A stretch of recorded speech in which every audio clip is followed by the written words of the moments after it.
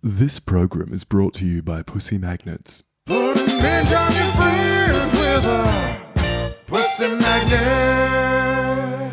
Welcome, my lovely lumps. Or should I say lovely labs? I'm so thrilled to have you here in the Labia Lounge. We're going to yarn about all things sexuality, womanhood, relationships, intimacy, holistic health, and everything in between. Your legs. Ooh, can't help myself. Anyway, we're going to have vag loads of real chats with real people about real shit. So buckle up, you're about to receive the sex ed that you never had and have a bloody good laugh while you're at it. Before we dive in, I'd like to respectfully acknowledge the traditional custodians of the land on which I'm recording this, the Wurundjeri people of the Kulin Nation. It's an absolute privilege to be living and creating dope podcast content in Naarm, and I pay respect to their elders past, present, and emerging. Now, if you're ready, let's flap and do this. Oh my God, is there such thing as too many vagina jokes in the one intro? Whatever, it's my podcast. I'm leaving it in. Don't panic, you're not broken. Your sex education was a piece of shit. Get your flaps out and pull up a couch. It's the Labia Lounge. Hey gang, just before we jump into this episode, I wanted to offer you an opportunity to access my new mini course for free before I start charging for it in future. It's for people with vulvas and it's quick to complete. It's all about demystifying the female body and pleasure anatomy and getting some basic fundamentals to understand your body better. It's called Pussy Pleasure Secrets, Your Roadmap to Bedroom Bliss. You can grab it on the freebies page of my website or in the show notes. It's a great little free resource to kind of dip your toe in or act as a bit of a taster for my work. So if you've ever been curious about this sort of thing and you just don't know where to start, or you want a really quick, easy, accessible, non-threatening way to get the ball rolling and start working on this stuff, this is a great place to start. Hey, my labial ledge bombs, my labial ledge hammers, little ledgicellarinos. How bloody are ya? I want to introduce you to my guest today because he's been getting up to some cool shit for the past decade or so, and he's also a friend of mine. Jackson Tozer is a multi-award-winning actor, writer, and director based in Melbourne. Jackson has played a multitude of characters on both Australian and international screens. Beyond his on-screen achievements, Jackson has earned acclaim for his openness in discussing personal struggles as a guest on the Imperfects Podcast. His episode resonated widely, reaching number 3 on the Australian Apple charts upon release. And so inspired by this experience, Jackson debuted his first solo live comedy show, Jackson Tozer's Assemble, to a completely sold-out run and finished in the top 3 highest-rated shows at the 2024 Melbourne Fringe Festival. Hot damn. In this epi, we cover quite a lot of ground, so I encourage you to stick with it because it's a long one, and we really get into some of the meatier stuff towards the second half. We chat about Jackson's struggles with mental health, grief, drug addiction, and handling rejection, both in the film and TV industry as well as in his dating life. We get stuck into some realness when we traverse the vulnerable territory around consent, sexuality, performance anxiety, and masculinity. And we unpack what it means to be a healthy man, the importance of asking for help, how to improve emotional literacy, and ways to be a good role model for other men and boys. Mental health and being a role model of healthy masculinity and authenticity is something really close to Jackson's heart and at the center of everything he does. But this hasn't always been the case, so I hope you gather some helpful insights along the way as we talk about his journey to get here. Enjoy. All right. Okay, speak? Yeah. Yeah, we got it. So when I was a little boy, I was at a school camp and... Wait, are you just launching into a story right I was making one now? Okay. Welcome. Welcome. Hello. So nice to be chatting with you, my dear. Happy to be here, Freya. Yeah, we finally did it. Yeah. Look at us go. And it's an in-person one, which is super cute. I don't get to do these very often. That must be hard, having like a in-depth conversation with someone via a screen. Yeah, it is a bit of a strange thing, isn't it? I think I still nail it. Like, it doesn't bother me too much. I think I've just had a lot of practice. Very humbly. You do nail it. You do. But we're just sitting on on my veranda at home. Super cozy. You've got some like plants splashed around, which I really appreciate. That's That good. attention to detail. I How love the bloody colour. good. I love green. Me too, but I was just like, also like, I'm the host and it's my podcast, but you've gone and like beautified the set for me as I was like downstairs taking a piss. I love I it. think it's like this, the filmmaker in me. I look at the frame of a picture. I'm like, nah, that's got to go there. That's got to go there. It's so good. Yeah. It's so good because it looks pretty ratty up here at the best of times. So good job. Well, they don't need to know that, but now it looks great. Yeah. Yeah. Beauty. Well, I guess at this point I will have already read out your kind of bio, so people know your accolades. I feel a little bit starstruck. Really? To be honest. Yeah. I mean, stop you've it. been in so much shit. What's like? I mean, the ones that I've seen: Mr. In Between, love; Deadlock, love; The Newsreader. I don't know if I've seen anything else, but are there any like major ones that I've missed that you just want to have a little like humble brag about right now? It's interesting because like there's some projects in my career that I love that might not have done as well on a bigger scale or might not be as well known for. So it's like, as I've said to my agent and my manager from day one, I'm not driven by the pursuit of fame. So or money, like those two things do not drive me. I want to sit back at the end of my career and look at my filmography and be like, I'm so proud of each one of these. Or if I'm having to choose between two jobs and it's this one's going to be paid big and it's going to be on a big network or whatever, or this one here I'm going to be a lot happier doing, I'm always going to go with the happier one because like my mental health is something that's so important to me. And so some of the projects that I've done in my career that I had the most fun on are the smaller ones, to be honest. Like so many of the short films that I made when I first moved to Melbourne and started doing that, because of what's tied to them, and that is my passion and love for acting and filmmaking. Like there's a lot of stuff, a lot of film festivals I'd go to, and that's where I sort of really developed the love of it. And I try to say to anyone who wants to start acting now, like, what should I be working on? And give them a few hints and tips. But I always say, like, always work on staying passionate and hungry for it. Because the second you lose that, you're not going to put up with all the rejection that you get. And there is a lot of rejection. Oh, dude, yeah. And I think that will tie heavily into our conversation about we'll dating, get into etc. that. But yeah, it's the passion and the love for it.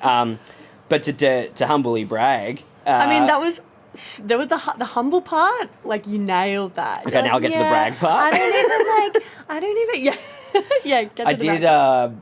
The last couple of years, things have really escalated on more of an international scale, and I was really lucky to do a film last year called Ricky Stenicki with John Cena and Zac Efron, Andrew Santino, William H. Macy, and a few others. Was Marky Mark part of that, or did I make that No, up? so that's the new one. So, which I can talk about, so that's fine. Cool, okay. Yeah, I was actually more excited to do that film because of the director, Peter Farrelly, who's done some of the all-time greatest comedy films of all time. Said all time twice there. That's how big he is. He's made like Dumb and Dumber, Me, Myself and Irene. Yeah, he right. won 2 Oscars for the film Green Book, which isn't a comedy, but it's still fantastic. Green Book, that's... Okay, wow. So I was excited to work with him because I know this guy's launched like Jim Carrey's career, and Oh my God. this guy is just a comedic genius, and it's just someone I've always wanted to work with because I was like, how can he make me a better actor? So I did Ricky Stenicki, and he gave me full reign to improvise, go off script, have fun with it. And that's what I'm getting at with films and projects that I love, is where it's just playing. Like, really, all we do as a career is play dress up. You know, as a kid, you put wigs and costumes on, you play. That's all I'm doing for a living and getting paid to do it. And it's just so freeing and so fun. So the sets where you're allowed to go off script or you're allowed to just have fun and play, it's just so freeing, and it's so rewarding. So yeah, I did his film Ricky Stenicki, and then last year he was shooting a new movie up in Queensland called Balls Up with Mark Wahlberg and Paul Walter Hauser, and he just found a role in there for me to play. We just got a really good relationship now, and he's just such a great mentor figure, and it's been great. So who knows, wherever he keeps making, Dude. sounds like he's going to try to find some work for me in there, which is really rewarding and humbling. Fuck yeah, that's so exciting, dude. Sounds like your career is like just about to pop off so hardcore. It's so interesting, that thing of overnight success. Yeah. Where I've been professionally acting for 12 years, and it is that thing of like, yeah, it's happening now. and you're like, it's been happening slowly. It's a slow grind. Like, Oh, as totally. I said, my first professional job was back in 2013. It was a sketch show, 4-episode sketch show on ABC 2 called This Is Littleton. And once I did that, I'm like, I've done it. I've achieved everything I need to achieve in my career. This is it. And to see where that led and to be where I am now, it's incredibly rewarding, because I grew up in a small country town where options are very limited, and how big you can dream is very diluted down there. Oh my God, totally agree. I grew up in a little country town too. Yeah. And I wanted to be an actor. Yeah. And I was laughed at. Not in a good way. Exactly. Even though I'm hilarious. You are hilarious, and you deserve to be laughed with, not at. And for me, it was that thing of like, yeah, but it's all I want to do. It's like, there's nothing else I want to do. And a lot of people, it's not achievable. It's not an obtainable goal. Well, why not? Why not? Why not? And just kept working at it. And so now to be at a place where the last few years it's been my full-time work, and sprinkled in between that, I like to do work in disability support. I work for a great company called Community Care Collective. And that is less about the money and more about the absolute gratitude and mental health that comes with working with young adults with various levels of disability. And it'll tie a lot into our chat about communication, right? And being considerate of other people, and how you can communicate differently with someone who has a different way of communicating, right? Oh, absolutely. You know, the way that you and I speak is one way, and the way I would have to communicate with someone who has a certain level of autism, I'd have to change how I communicate with them, get on their level. And I think that ties a lot into like relationships and stuff as well. But yeah, I'm really proud of the career, and I'm proud of where it's going. So it's a good place in my life right now. Right on, dude. That's so exciting. And so just to like pop back to growing up in a little country town vibes, because can really resonate with that, and the kind of dampening effect that can have on your hopes and dreams. There's kind of this small town minded mindset, I guess, that I experienced anyway, which was very much like, oh, don't dream big, because it's never going to happen for you. And it like affected my kind of creativity, my goals, the things that I thought I could have or that I deserved to have. And so I just stopped even dreaming big, and affected my mental health quite a bit, being in a little country town where I was definitely a bit of a black or rainbow sheep. I might change it to love that. Sheep. Yeah, someone said that to me. I was like, I was a black sheep, and they're like, more like rainbow sheep, and I was like, actually true. I've been a colour slut my entire life. I used to get into trouble at school for wearing like fluoro tights under my school dress, because they weren't uniform. I was going to say, what's the problem with that? It's not uniform. Is that the...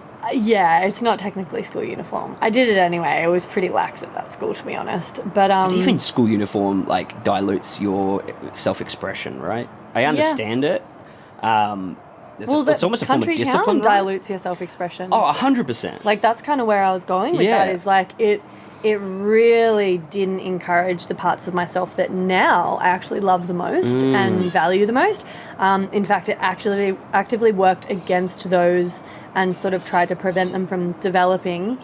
And I feel like it was a bit of a handicap. Like, I didn't kind of figure out, myself and become fucking sick and cool until I moved to Melbourne, and I was actually surrounded by so much diversity and so much opportunity that I could be anyone and dress however I liked. And so I'm curious, I just want to hear a little bit about growing up in a small country town, being like expressive. I know in my town and my school, it would have been seen as a bit homo if you're into acting. If you wanted to act in the school play or a musical, especially if you're a guy, or you're fucking gay, you're a pussy. Yeah. So, how did that go for you? And, how did you kind of still maintain this, thirstiness or, hunger for acting and expressing yourself freely? Fantastic way of wording that. You're going to have to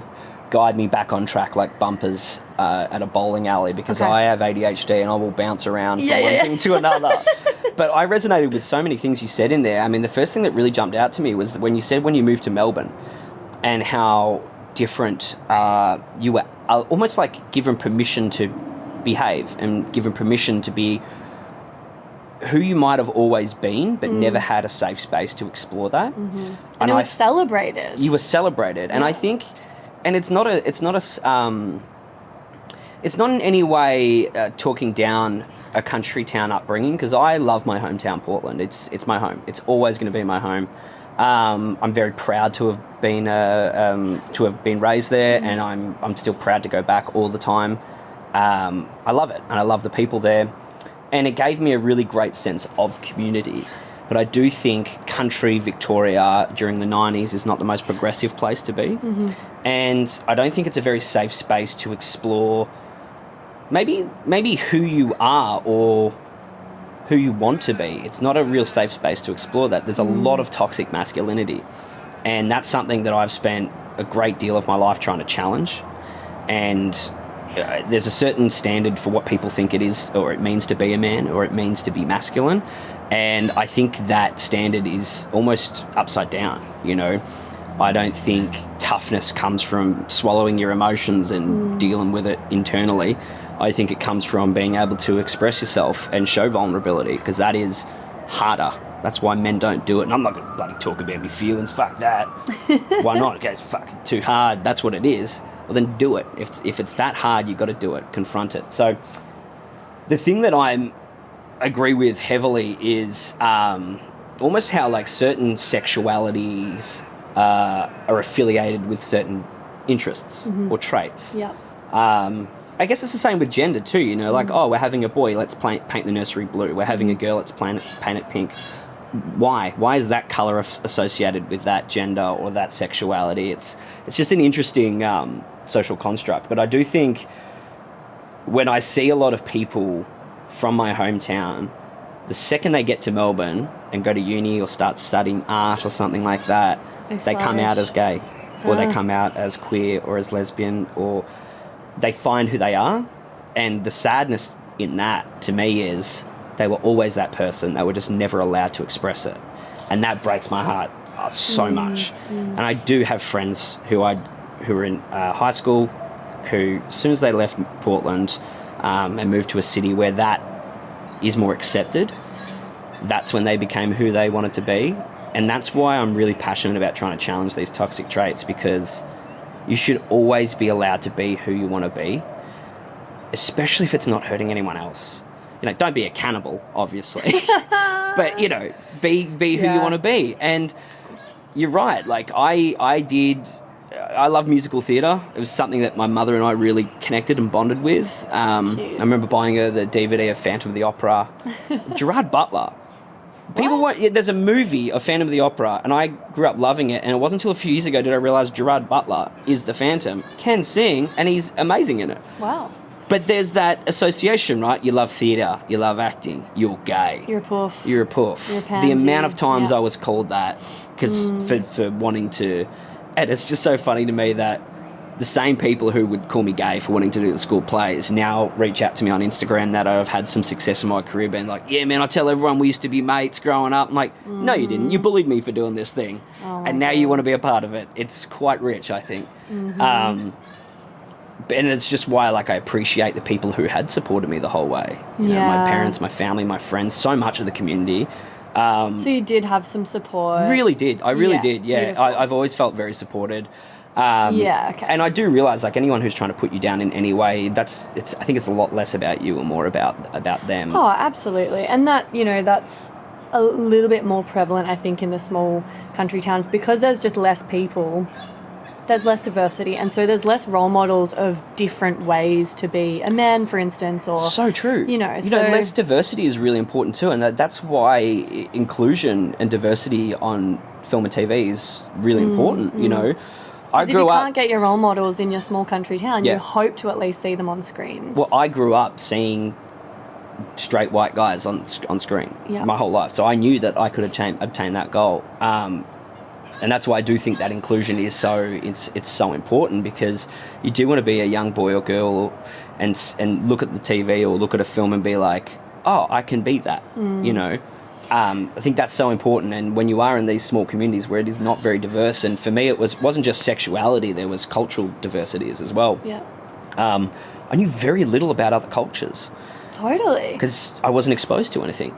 Yeah. I don't know how big Portland is. I feel like where 10,000. I'm from, where I grew up, I think it was like 1,500 when I was young. So it was tiny. It's like if you're a girl, you played netball. Yeah. If you're a boy, you played football. Those were your only two options. And so in terms of like hobbies and opportunities to just explore different things that you might be interested in that might, you know, expand your range as a human, expand your interest, they just didn't really exist. And then if you were a little bit outside of that because of the, you know, human urge to belong and fit in, it was really rife with this pack mentality of like, oh, well, there was 25 people in my entire year level. If you're not friends with them and if you don't fit in with them, you've got no fucking friends. Yeah. And so no one wants to be, you know, falling outside of that. And yeah, everyone's sort of self-policing. Like you've got to be, I guess, exhibiting these really typical,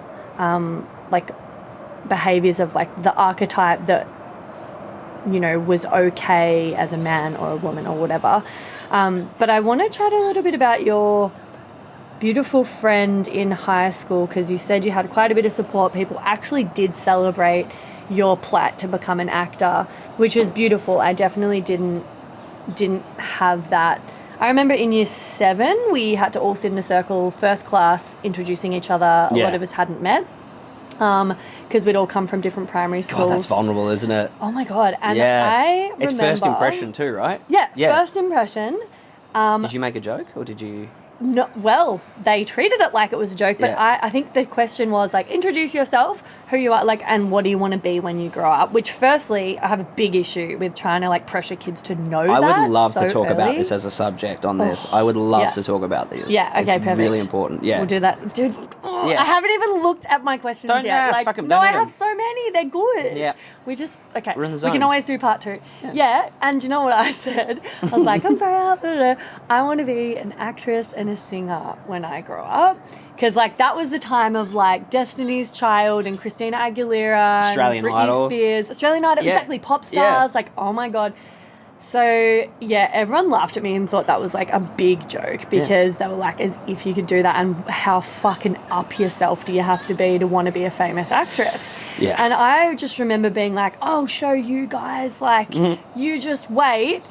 And it did, in some sense, put some fire under me for a hot minute, but then that kind of attitude was so relentless, surrounding me so constantly, that it didn't take long before I gave up entirely on that dream. And that breaks my heart when people... Because it happens so often because it's such a challenging career, full of rejection, full of being told you're not good enough, you can't do this. It is just a constant negative voice telling you suck. And the tall poppy syndrome in Australia, of huge. like, you're like, you think you're hot shit, you are confident enough to think that you could be an actress and like become famous.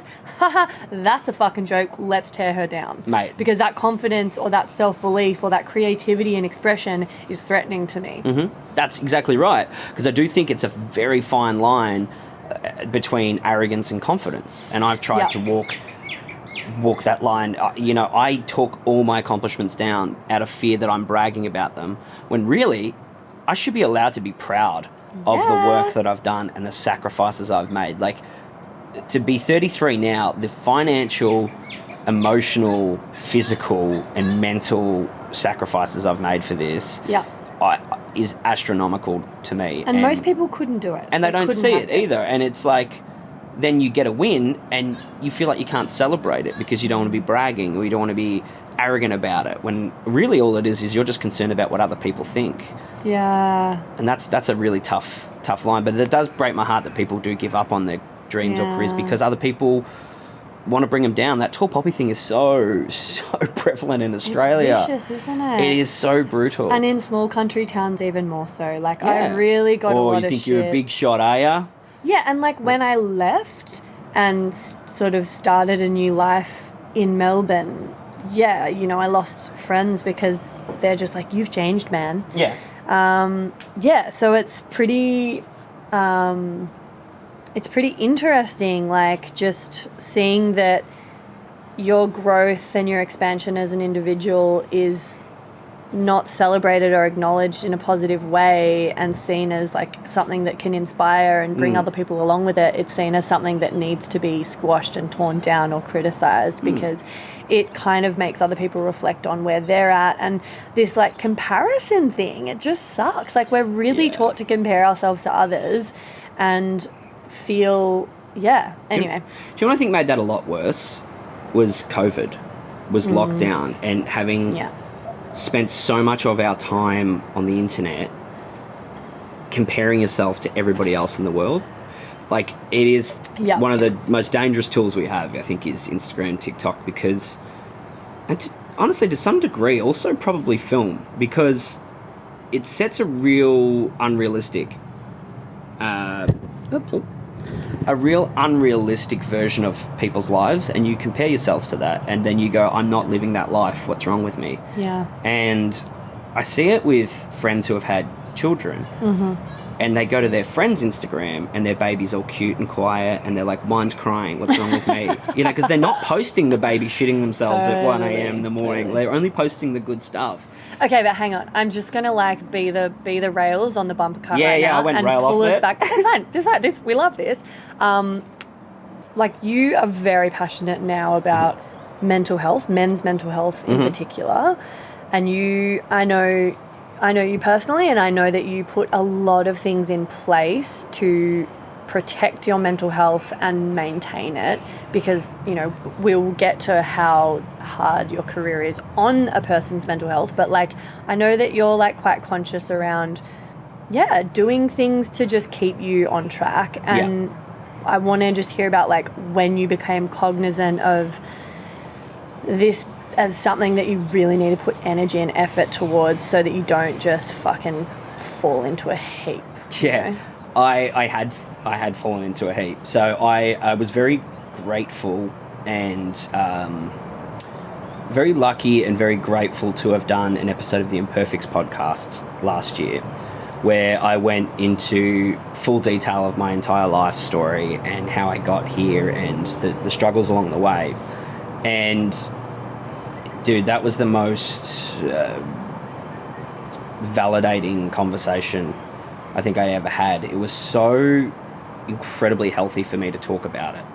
Was that the first time you'd spoken about that? Like, in like a public that? forum, yeah. So to give you just the quick breakdown of it all, growing up in the country, my best friend, Kaya, we were best friends since high school.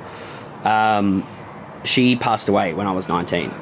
She had diabetes, and she was away at uni, and she passed away in her sleep. And I was doing nothing with my life at the time. I took a gap year and was just working and drinking and working and drinking, working to drink. And just, you know, as you do when you just leave school, you're like, great, no worries anymore. Always wanted to do acting, but never actively made the steps towards it. And then when she passed away, it just obviously rocked my world. It's like at a time where you've just finished that chapter of your life, school, it's closed, you're now an adult, you can go out into the world, your opportunities are endless. Bang, the most tragic thing that could ever happen to me happens to me. And as we spoke about, being in a country town and not being vulnerable, not being open with communication, I just internalized everything. I didn't deal with it. I was crying every day but didn't want to show it. You know, you want to be tough, you want to be brave, you know. But no, I was heartbroken, devastated. I was distraught. But it also inspired me to pack everything up and move out of the city to go pursue this career. Because it's that thing of, you can look so far down your life and make plans. But as we spoke about, like, nothing is given to you. Life is not fair. You know, you can worry about, am I going to die in my 80s or whatever? You can die in your 20s. You can die like that. So I had to do something with my life. And I immediately, it was like a week after a funeral, just spontaneously, no plan, just packed up and moved to Geelong. And then moved to Melbourne after that to pursue this career. And it led me down a path of marijuana addiction, because I was not dealing with my emotions at all, and I needed a way to numb that. So I fell into a really dark period of my life, a good 6-7 year period of waking up and smoking weed and being high all day, every day. And with that led eating disorders, crippling anxiety, social anxiety, depression, which then all accumulated into a moment of attempted suicide. And that completely changed my life, because that was the rock bottom where it forced me to go to my best friends. I called them the day after and I said to them, I need help. And I can't stress enough to any person out there, men in particular, the ability to ask for help is not only the strongest thing you can do, but the greatest thing you can do. There is nothing weak in asking for help. It is... you see people try to do too much. You want to carry all these things and do this and do that. And I just think the ability to say, I need a hand with this, it drops your ego. And it's just the best. I honestly think it's the only way to achieve a positive, healthy life is to incorporate other people. Yeah, you can't do it alone. And We're you, not and you designed shouldn't to. either. No. You shouldn't. And I see it a lot. And I see it in people who almost think that, you know, by asking for help, they're admitting that they can't do it on their own. And that's okay. And there's something to be ashamed And there's something about to be or ashamed. something. Exactly. Yeah. And that's, it's Yeah. just, you know, as I said, I do see it a lot in men in particular. There's a stigma around wanting to ask for help. But I can't stress enough, if I didn't ask for help, I'd be dead. And I would have done it by my own hand. And that's the most shameful thing that I could think of. I mean, that's selfish to me, that I would waste this life and this opportunity that I've been given, that Kaya was not given, Kaya being my friend who passed away. She didn't have the opportunity to go off and live life and achieve greatness. So that's why I've made it my goal to do that. And it's become something that is really important to me, mental health, because of that exact reason. Grew up never talking about my emotions, never even knowing my emotions or understanding them. I see it a lot now in my partner who has a daughter, and if her daughter's having an episode of anger or, you know, maybe throws food or has a tantrum, instead of yelling at her, she explained this really beautifully. She said, she doesn't understand her emotions yet. Why would I punish her for feeling them? And I was like, that's so beautiful. And that level of patience, I tell you this, like her level of patience is the most admirable. Like I cannot express enough. I cried the other night when I saw how patient she was and how understanding. I'm like, and this is not a slight on my parents, but they would have just told me to go to my room and yelled at me. Oh, And it's like, totally. she got down on her level, spoke in a calm voice. I know you're feeling frustrated. Exactly. That's so understandable. I know. And I was like, where's that come from? And she's like, well, she doesn't know what these emotions are. So why would I punish her for feeling them? I'm like, that is, I think, where we're moving in terms of society. And I think that comes a lot with therapy, right? Yeah. We are a generation that is actively going to therapy. And there's other groups of people, generations before us, who see that, oh, snowflakes, all this sort of crap. They're talking about it like everyone's got ADHD, everyone's got depression. It's like, yeah, we kind of do. And we're doing something about it. That's important. Your generation or your collective thought bottled it up, turned to alcohol instead. You know, you see the negative results of that. You took it out on gambling or alcohol or even on your family, which is even more heartbreaking. Or on yourself. Ultimately. Exactly. You know? So I do think the ability to talk openly and vulnerably is one of the most important things that we need to do. And I only was able to do that by having a real moment of weakness and then having the strength to seek help. So I've been going to therapy consistently for the last few years, and I'm still discovering stuff about myself. But I think the important thing is having a safe environment to do so. Yeah. And I do think that's an important thing to keep in terms of relationship as well. Not punishing somebody for being vulnerable, not using it against them. But, oh my God, totally. You know? Yeah, and that's what I love what you do. You know, I think it's so important. And even that, sexology, I didn't even know that was a thing. until a year or two ago. I've got another friend, Kobe Baker, who's a sexologist, and there's an open discussion, an open communication about this stuff that's going on, and it's so important. And I just think it's so important what you do, which is having open, honest conversations.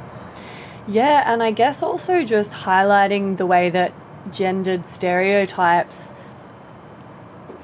like harm us so much. Yeah. Like the whole thing you said around, you know, just asking for help and speaking to your friends about your emotions and getting emotionally literate about your own emotions takes a lot of work and takes a lot of strength, especially for men, because of the gendered stereotypes that we've all grown up with and the expectations and the sort of narratives that we get spoon-fed, or sort of, I have this image of like it being sort of shoved down our throats like foie gras, geese getting force-fed, you know, to like fatten up their livers. Like we get force-fed, whether we like it or not, all of these ideas around what it is to be strong, what it is to be a man, the fact that being a man means being strong, but being a woman means being weak, like all of these stupid, completely wrong gender norms. And all of a sudden it's become, you know, so incredibly hard to reach out for help and admit that you're struggling, especially if you're a man. And that's why 7 out of 9 suicides are men. You know, that's a like, statistic that generally just like, it breaks me. It really breaks me. I have a group chat with 5 of my closest friends. We've had this chat since we were 15. We're all in our mid-30s now, so there's a lot of history there. And just to quickly, just as like a little fact-checky thing, it's a nuance. That is completed suicides. Actually, more women attempt, right. but more men complete suicide. Yeah. So just in case, just to clarify. I mean, that. it's a terrible statistic, regardless of gender. Yeah. And what breaks my heart with men in particular in that circumstance is that that's their answer instead of that's asking preferable for help. than just exactly. That's like, I've said this to friends. I had a friend say this to me when I was battling my drug addiction. He said, I'd rather help you than bury you. And that was really important to me. Because I always felt like a burden, you know. I felt like I was being a burden by saying I'm struggling or this or that. And I think that's a really important thing to hear, because the thing that prevented me from suicide was the thought of not taking my pain away, but it passing my pain on to everybody else around me. Complete fucking handball. There's oh my it's god, like, I can't deal with this. Here, you take it. I'm out. There's I don't know if and you're that's going to know just simplifying the whole thing, obviously. But yeah. And it's just like I say, just to finish this thing with the group chat, was that one of my friends on the group chat had spoken about how a colleague of his had killed himself, and it just broke us all. It's just like, why are we still doing this? Why is this our escape? Why is this our only answer? And it's sad that people get to that point in their life where that is the only logical answer to their problem. And I just think it's not. I think talking with your mates, with your family, and if you can't do that, there's therapy. There's other outlets. There's so many ways, but it's tricky. I mean, I am not even a man, but I remember growing up, like when fucked up stuff happened to me, my biggest fear was crying in front of someone. Oh, yeah. I didn't want to lose it. I just didn't want to lose composure and lose control in front of someone, and that was more scary than the alternative, which was bottling it all up and dealing with it all on my own and feeling way more fucked up. But there was just this stigma around crying, and I'm not even a guy. Like, I can't imagine how tricky that would be. And just before it drifts, there was something I wanted to insert, because it's a cool analogy, although when I first heard it, it was not referring to this, and it might sound a bit callous almost. But when you sort of said, for me, it feels like it would be selfish to take my life, because then I'm handballing it onto, you know, the people around me. I have experienced a close person to me committing, you can't say committing anymore, actually. That's a good thing to mention. I think you have to say completing suicide or suiciding, because it's not a crime that you're committing. Anyway, I've had someone close to me take their life, and at the time, I was really young, I thought it was selfish as fuck. I was like, what the hell, sister? Like, check yourself. I can't believe you've just left us all with this fucking heartbreaking mess to, like, recover from, and you're not here anymore. And, like, obviously, if someone is in that much pain, you know, and that feels like they're only out, then I'm not begrudging them that decision. They're obviously not well. But, a little analogy that I heard recently in the facilitation world, because I've been doing some training in facilitation and co-facilitation, is like there's this term in, I think it's rugby, it's called a hospital pass. Have you heard of it? Or footy? Or? I know it in terms of AFL, where they kick the ball so high, they call it the hospital kick, because you look like... No, it's like you pass it to someone as someone's like literally just about to tackle. You pass it to someone who completely can't actually do anything with that ball, and having the ball throwing them in, throwing them under the bus. Yeah, you're throwing them under the bus. You're giving them a hospital pass because they're about to get fucking put down. Yeah. And you don't want to do that in facilitation, where you just like hospital pass it to your co-facilitator when they've clearly got nowhere to go and they're just going to get fucking eaten alive, or eat shit. And when you were talking about suicide and it feeling like you wouldn't be dealing with your pain, you'd just be passing it off to your loved ones to deal with. Yeah, that feels like a real hospital pass, where you're like setting them up for failure because you can't actually deal with it all yourself. But instead of, you know, the alternative could be that you just all share the load and kind of go and sit in the waiting room of the hospital together, rather than you being like, all right, I'm out of here. And that's not to like judge or shame anyone that takes their own life. No, not in any way, because it is. I feel you. And it's a unique experience for everyone. As anything in life, we can only speak on our own experiences. And for me, it was just the gratitude of having family and friends and people who loved and cared for me. Yeah. That helped me get through it. And I just think that with a lot of people, you might get to that point where you don't feel loved and you don't feel like anyone cares. And I always just question you to take a step back and challenge that. Yeah. You know, has anyone reached out to you in the last day, week? If they have, they care. You know, the world will miss you, and also if they haven't, it doesn't mean they don't care. They might have their own stuff going on, and they might be doing the same thing, not communicating their own problems. That's the vicious thing. Is like so often, and I've just learnt this lesson time and time again in my work. So often we're all having really similar experiences and we're all struggling with really similar stuff, but no one's talking about it. So we're all feeling completely alone and isolated in that experience. So much of like what I'm trying to do is tell stories to normalize struggling, to kind of bare my soul and use myself as an example, or run workshops where I'm encouraging people to share their stories and actually see that, oh, there's so much I can relate to in like every person that's shared in this group. Because, not feeling as alone and recognizing that all of your feelings are really normal and understandable and welcome. Yep. And do have an outlet once you can get over the hump of just opening your mouth and talking about them. Yeah, and I'm a firm believer that it doesn't all have to be doom and gloom. Like, if you want to have a conversation about something that's heavy, it doesn't have to be a heavy conversation. It can just be how you and I are talking right now. Like, hey, I'm struggling with this. I want to, instead of like, do you mind if we sit down and just have a... It can be as uncomfortable as you like, or as comfortable as you like. I turned the death of my best friend into the main driving force in my career. I wrote a live comedy show about it last year called Assemble that I performed at Fringe.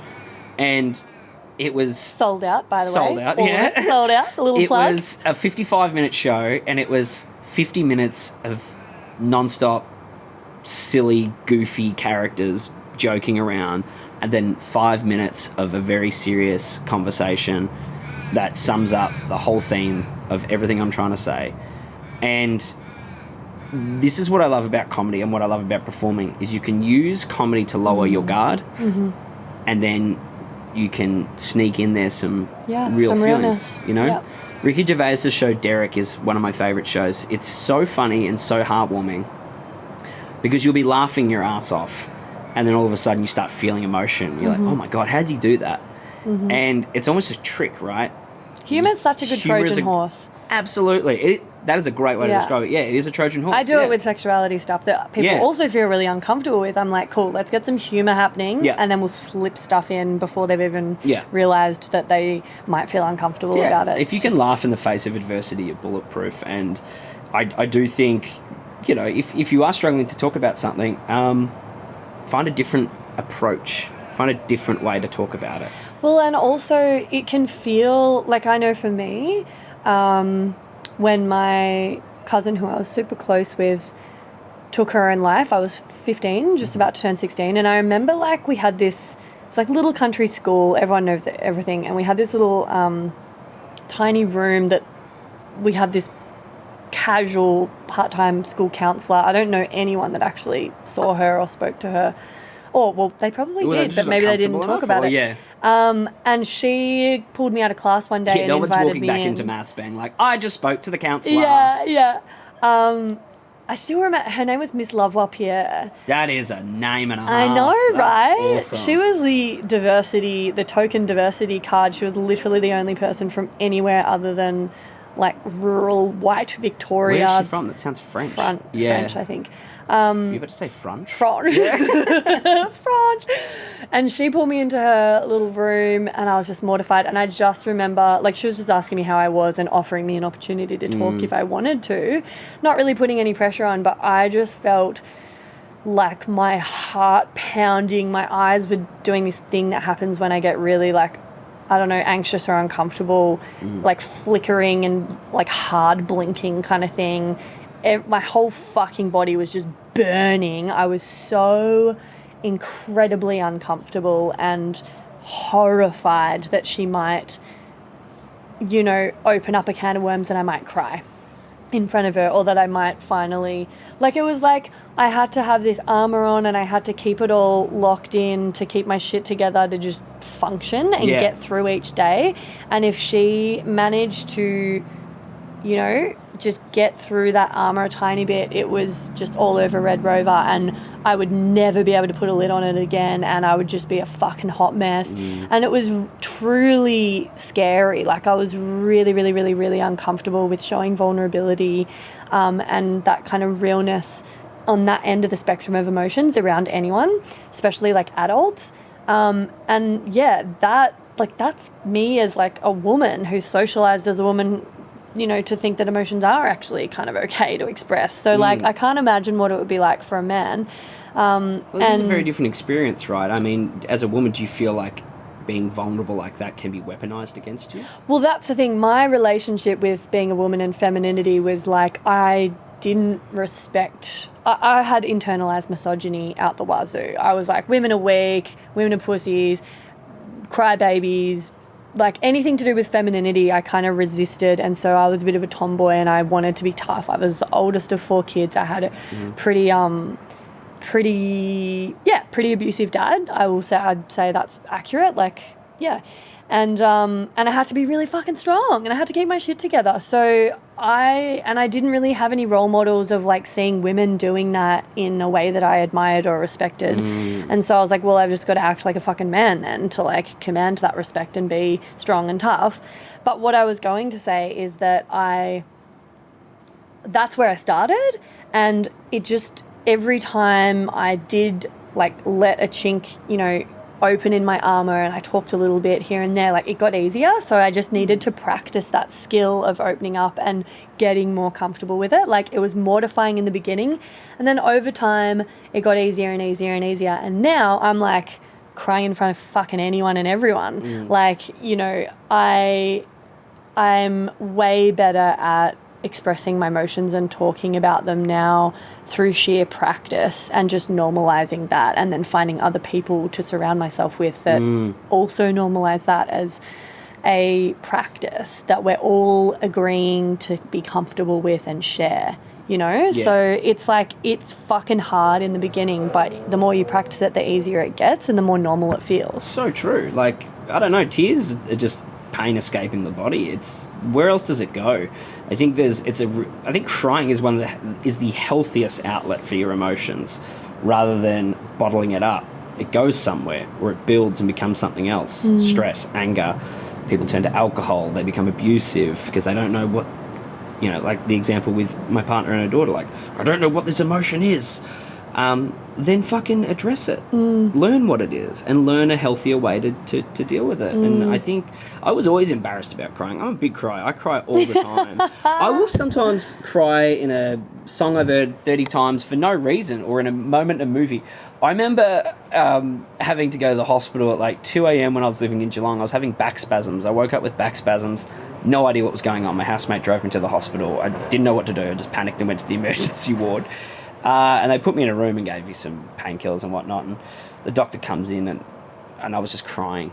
He's like, oh my God, is the pain that bad? And I was like, no, someone left the TV on. I was watching the series finale of Friends.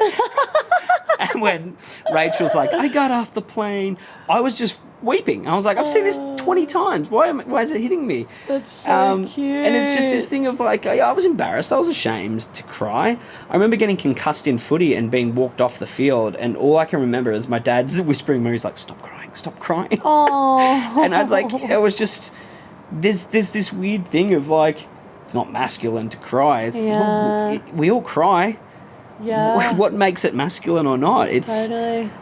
You know, it's being vulnerable. I think surrounding yourself with people who are comfortable and encourage you to be vulnerable are the people you need to spend your life with. And that's why I'm in a really great place in my life right now, is because every person who's in it is in it for a reason. Yeah. I have a very close circle of people in my life.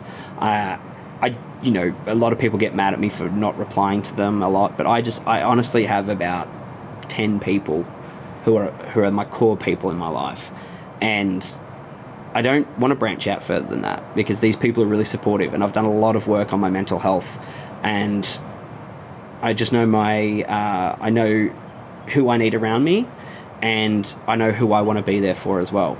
And that's also really important. Like, I'm the sort of person who wants to help everybody. Yeah. That's not possible. Yeah. And when you try to be that person, you almost wear a lot of the burdens that you don't necessarily, I don't want to say need to, because it's not a need, but I think it's more, you don't have the capacity for as well. You just don't, and they're not yours to have to shoulder. And I guess, like, in your industry as well, the more famous you get and the more people you meet on set and in the, you know, networking events and this and that, you know, the more people are going to want to be your friend and want to get into that inner circle. Yeah, I see that a lot. But I want to... Sorry, I'm going to cut you off because I just want to keep us on track. And we haven't done the segment Get Pregnant and Die. I want to, like, insert that there, and then I got a fresh line of questioning to just, like, nudge us in a certain direction. So, yeah. Hey, baby babes. Sorry to interrupt. I just had to pop my head into the lounge here and mention another virtual lounge that I'd love you to get around. It's the Labia Lounge Facebook group that I've created for listeners of the poddy to mingle in. There you'll find extra bits and bobs like freebies, behind the scenes, or discounts for offerings from guests who have been interviewed on the podcast. There'll also be, hopefully, inspiring, thought-provoking conversations and support from a community of labial legends like yourself. My vision for this is that it becomes a really supportive, educational and hilarious resource for you to have more access to me and a safe space to ask questions you can't ask anywhere else. So head over to the links in the show notes or look up the Labia Lounge group in Facebook and I'll see you in there. And now, back to the episode. Give us an anecdote about your sex ed, if you can remember. Don't have sex, because you will get pregnant and die. Don't have sex in the missionary position. Don't have sex standing up. Just don't do it. Promise? Well, it's not just the country upbringing, right? But I went to 2 religious schools. Oh, no. So sex ed is, it's very different. Oh, God. It is. Oh, no, you can't say that. Oh, gosh. I remember getting in trouble because I spelt God's name with a lowercase g. Oh. And that was, like, blasphemous. I remember in primary school, I got, like, you get written your notes on your exam, whatever it is. It's like, it's a capital G. And it's like, that is blasphemy. And I'm like, whoa, sorry. Dude, fail. Immediate fail. Now, I was raised in religious environments. I'm not religious in any way. Yeah. I have a lot of thoughts on that, and I do think that causes a lot of harm. Again, we talk about sexuality. You know, it says once in the Bible you're not allowed to be gay, but it says 3 times that you're not allowed to have shellfish. But that's fine. We'll pick and choose. There's just so much to it. Like there's also I credit a lot of my morals and the way I view the world to religion too. To be honest, like I like to be supportive. I like to give back. There's a lot of pros to it, but I do think there's a lot of cons to it. So that's all I'll say on that. But sex ed was not. You say it in your intro. It's kind of a piece of shit everywhere. It really is, and it's so backward thinking almost. It can be quite dangerous. It can be shameful. You can be shamed or embarrassed. Can you think of a specific example where you felt shamed or embarrassed, or someone in your class, or? I just think it was more of a lack of an understanding, and especially in a religious school. I mean, did you have sex ed in a religious school? Do you know what's weird? I kind of remember him touching on it in primary school in grade 6. Right. I don't remember much of it in high school, which is where you would think most of it should be, because that's where you're all sexually becoming awakened and discovering and learning. I mean, always the embarrassing thing for teenage boys is getting boners. Yeah. Like, we used to call it the Joey in the pouch, where you tuck it up underneath your school belt and your penis would just pop up the top of your shorts like a Joey poking out the pouch. That's the best. Because it's embarrassing, right? Like, it just happens out of nowhere. Yeah. And as a kid, it's confusing. And this ties into what we're talking about, what we wanted to talk about earlier, is that pressure of puberty. I think most of my sex ed, to be honest, came from having 2 older brothers and just listening to them talk. That and film and TV. Not a healthy outlet, I think. And that was sort of during an age where you're coming off the back of those 80s comedies, which were all about, like, it was just sex. It was all written by men, clearly, but it was all just, like, they talk about, what's the film, Revenge of the Nerds? There's essentially a sexual assault scene in that that's praised. It's like the nerd tricks the cheerleader into sleeping with him because she thinks it's another dude. Oh, God. And it's really not okay. And it's coming off an era of that. And I grew up in a lot of movies, wanting to be an actor. I watched so many comedies and so many films, and it's probably not, the best example of healthy conversations around sex. Would you be open to, like, a bit of a spicy question? Please. And you might not have an example of this or feel like talking about it, but okay, so now that you're an adult and you're so much more across all of the consent stuff, you just described a scene that, like, all of us as teenagers would not have thought, oh, that's pretty much rape, like, that's fucked.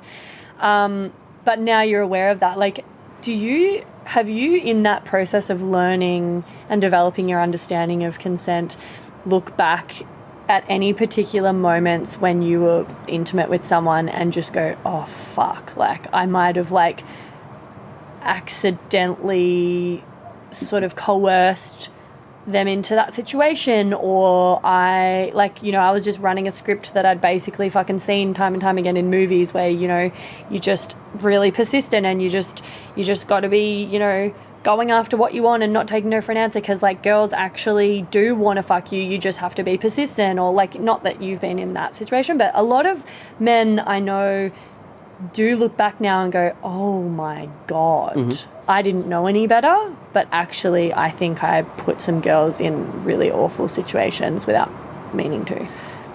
100%, yeah. Do you have an example? I think all men and women, I think all people go through that reflectiveness, right? Like, none of us have gotten to this point in our life being perfect. We always have to have the right to acknowledge that we've done wrong and to learn from it. I don't have a specific example, but I do know that I struggled a lot with dating because I was trying to walk the line of, like, I don't want to be so progressive enough that I'm coming across as inappropriate or creepy, so then I won't be progressive at all. And that was like, why isn't he making a move at me? Okay, I'll make a move. What do? Do I put my hand on your thigh? And then you go, oh, hang on, that might not be appropriate. And I always tried to I was struggling to balance that line. I do have an example. I remember having what would have been essentially a one-night stand, but when the lady had come back to my house, there was a lot of I wasn't getting clear consent from her, and it made me really worried, to the point where I nearly just wanted a contract for her to sign. It was a lot of, like, she was like, wait, how did I get here? I was like, well, you paid for the Uber. And then I was just confused. I was a bit, like, really worried about if I had gotten her and made her uncomfortable in any way. So I had made the decision, this isn't going to go any further. We're just going to sleep here. I'm not going to do anything. And then she kept physically touching me, and then if I touch her back, she was a bit withdrawn. So I was quite confused in that moment. And for a long time after that, I was really concerned that I'm like, did I do something wrong here? I've clearly done something that made her feel uncomfortable, or perhaps she was on substances that maybe led her to want to come to mine, and then when they wore off, she was a bit confused, and it was a really uncomfortable situation. So I couldn't imagine what it felt like for her. But I do want to stress that nothing was ever going to happen after that, because consent is something that it was not talked about enough growing up. It really was not talked about enough. Yeah. And it's got to be really clear, I think. There's no room for interpretation with it. And especially as young men, you're not really taught that, right? I don't think you're really taught. Okay. And when you're watching movies, and this is the danger of people like your Andrew Tates and that of the world, where they're just setting the worst example for young men. And being a teenager, when your body is going through changes that it will never go through again. You will never change more in a shorter time span for the rest of your life. Unless, of course, for menopause for women. But for teenagers, your body you go from being one person to a completely different person in the span of a few years. And it is so confusing and fucked up. And that's when schools are like, now, what are you going to do for the rest of your life? Because you're going to make that decision right now. That level of pressure and stress, you don't understand yourself. You don't understand your body. You don't understand your emotions. It is so confusing. And I do think a lot of young men in particular will find role models or information in the wrong places.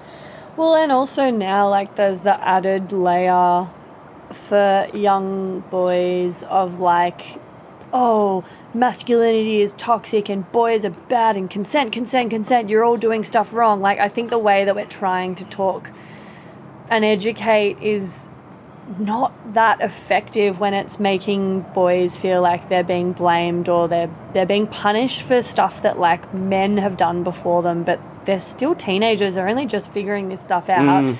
And they're already sensing this real man-hating attitude of, like, you're instantly in this category of, like, wrongness and toxicity. And, yeah, so it's tricky to, like, go through puberty and figure out your sexuality at the best of times, let alone with this kind of, quite new wave of, like,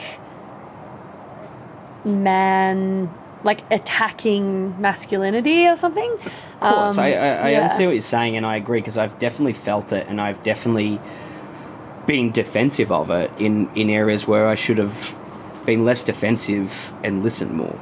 But that's the thing. I think it immediately makes teenage boys defensive and feel like shit about themselves and internalize that, and then maybe be confused about how the fuck to actually be a healthy man and how to make a move without breaching someone's boundaries, and how to actually, get consent when it is a bit of a confusing situation. And it's just a bit of a cesspit really for people to navigate. And it's that thing of the communication is the key. I mean, having that lady in bed and not getting clear consent, and then I was like, what is it that you like? She goes, I like a man that just takes control and takes what he wants. I'm like, I'm very confused right now, because I feel like if I did that, it could be perceived as not getting consent, and it was a really confusing time. And I think it's less about what these teenagers need to know is that it's not an attack on them. It's more of an acknowledgement of historical of wrongdoings historically, and being able to acknowledge it and learn and grow from it, instead of taking it personally and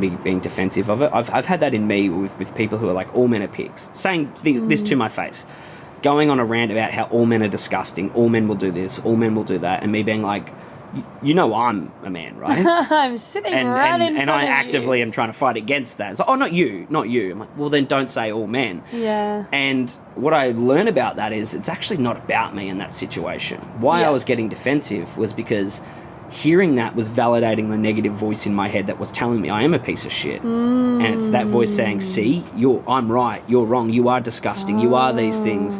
When really it's somebody who's like, the world needs to change. Men do need to be better. And we do need to take responsibility for our own actions. And there's certainly been times throughout my history where I've done inappropriate things. I was a big butt smacker of mates growing up.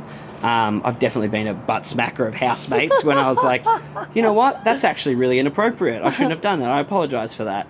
I think it's fine with certain people. Certain people, yeah, but again, I agree, definitely fine with certain people, but that person has to be on board with it, right? Like, yeah. You know, I've got female housemates who smack me in the butt, and then I'd smack them on the butt, and they'd be like, "That's inappropriate." I go, "Oh, well, then I'm confused as to why it was appropriate for you to do it to me." But at the same time, it's all communication, right? It's definitely being able to take a step back and own your mistakes. And yeah, there's definitely a lot of things that I, growing up, not just sexually, but like with how I viewed the world, my opinions of things had to change. Yeah. And that's so good that you're like open to changing your opinions. You're like open to having them be malleable. Like you can have opinions and beliefs, but you hold them lightly, and you're not like closed off to having them changed if that becomes necessary. And you know, one thing I'm interested in, is pottery. I'd love to get into pottery actually. So with your acting career, obviously, like you alluded to earlier, I think it's not a secret that in the world of acting, you're just going to get rejected over and over and over. Yeah. And that's one thing that a lot of people, men in particular, are not taught how to deal with. And so, like, rejection in the dating world can be really... can be taken poorly, and a lot of the time, you know, women go along with sexual things because they're afraid of rejecting the man, because they're like fearful that he'll just do it anyway, and then it'll be something against. So like this is something that I hear a lot, and in that consent space, just to relate back to what we were talking about, often women will, they'll in that situation with that woman, like they might get back to the house, realize actually I don't really want to do this anymore, but they'll just go along with it because they're afraid that if they say no, then it will turn into rape. But if they just go along with it, then technically it was like their own doing, and that they kind of consented, so it feels less traumatic than if they'd tried to say no.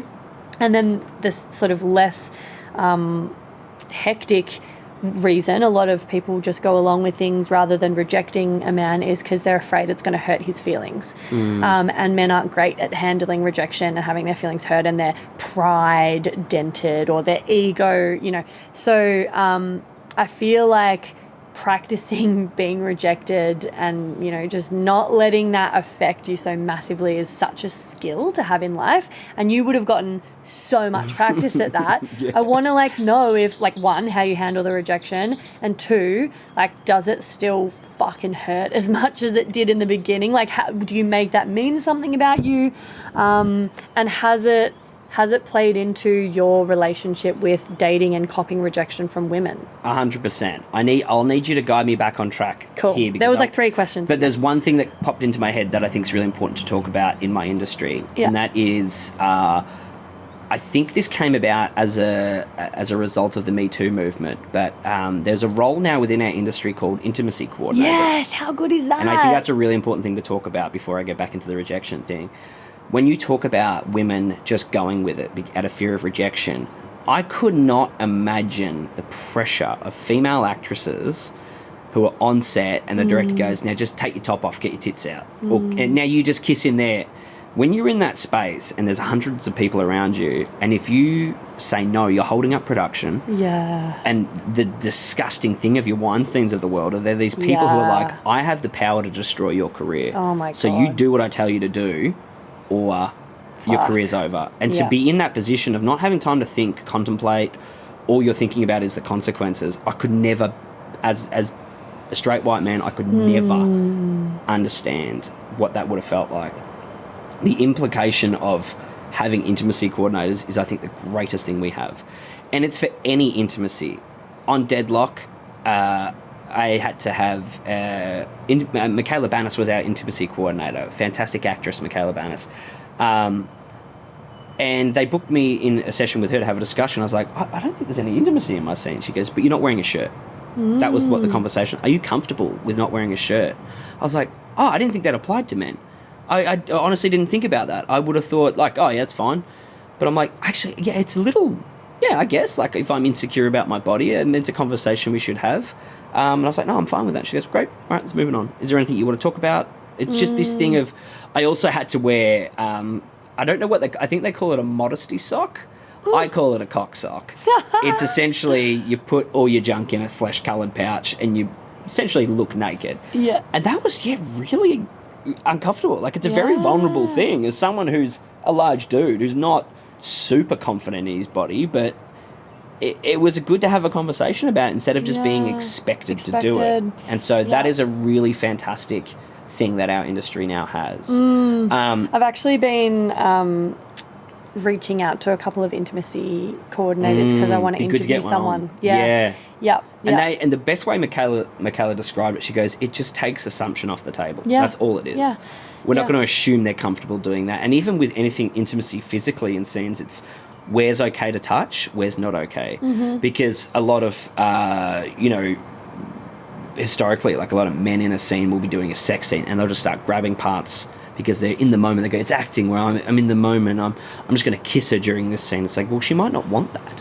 She historically probably doesn't want that. And it's just really important to have the conversation. So I think that's a great role. Rejection. I've been facing it my whole life. Like, I know I present as this charming, handsome womanizer. But I was always, me and there's one other mate, I kind of want to say his name, but he knows who he is. We were famous in Portland for being friend-zoned. We were always friend-zoned. And when I was younger, I saw it as like a weakness, but I actually think it's quite a compliment because you made women feel safe enough. Yeah. But so many times as a teenager, you're at a house party and you've got a woman, like a close friend who you've got a massive crush on, crying on your shoulder because some dude hooked up with another girl. Yeah, a bad boy. It was always a bad boy. Hooked up with another girl. And she's crying. She's like, why can't I find someone like you? I'm like, I don't know. I don't know where this man who's exactly like me is.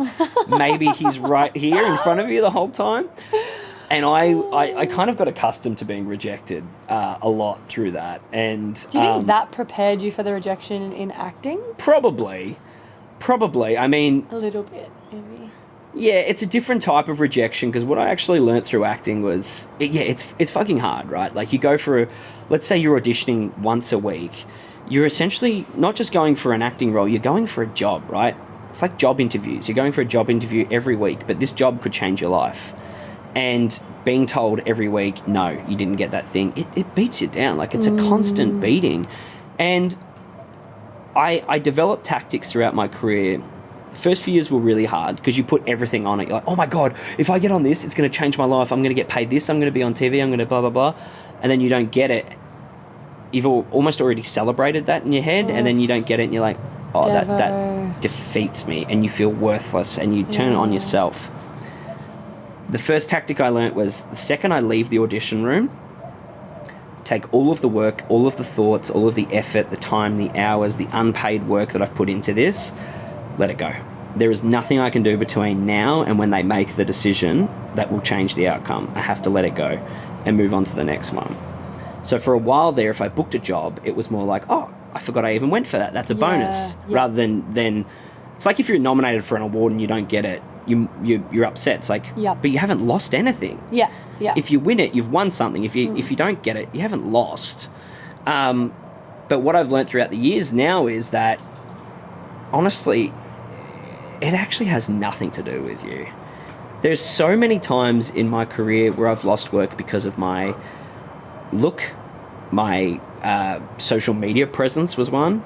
Not being a big enough name. Yeah. And it actually had nothing to do with me being an actor. Not gender, ethnicity, There's so many factors that are out of my control that will stop me from, or prevent me from getting the role. And it's actually not as personal as you think it is. Yeah.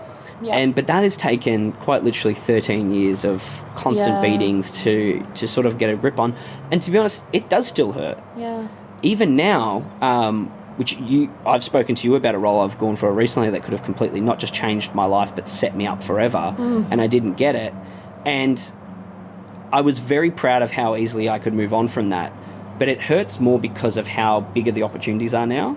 You know, it's not like, oh, I could have been in this short film. It's like, no, this would have completely reshaped my entire life. So it is hard to deal with that rejection. It's high stakes. It's getting higher and higher stakes the more famous you get. Absolutely. And the bigger roles you're going for. Something that sorry. No, I was just going to say, if you apply it to the dating world as well, a great portion of the time, it might not actually have anything to do with you.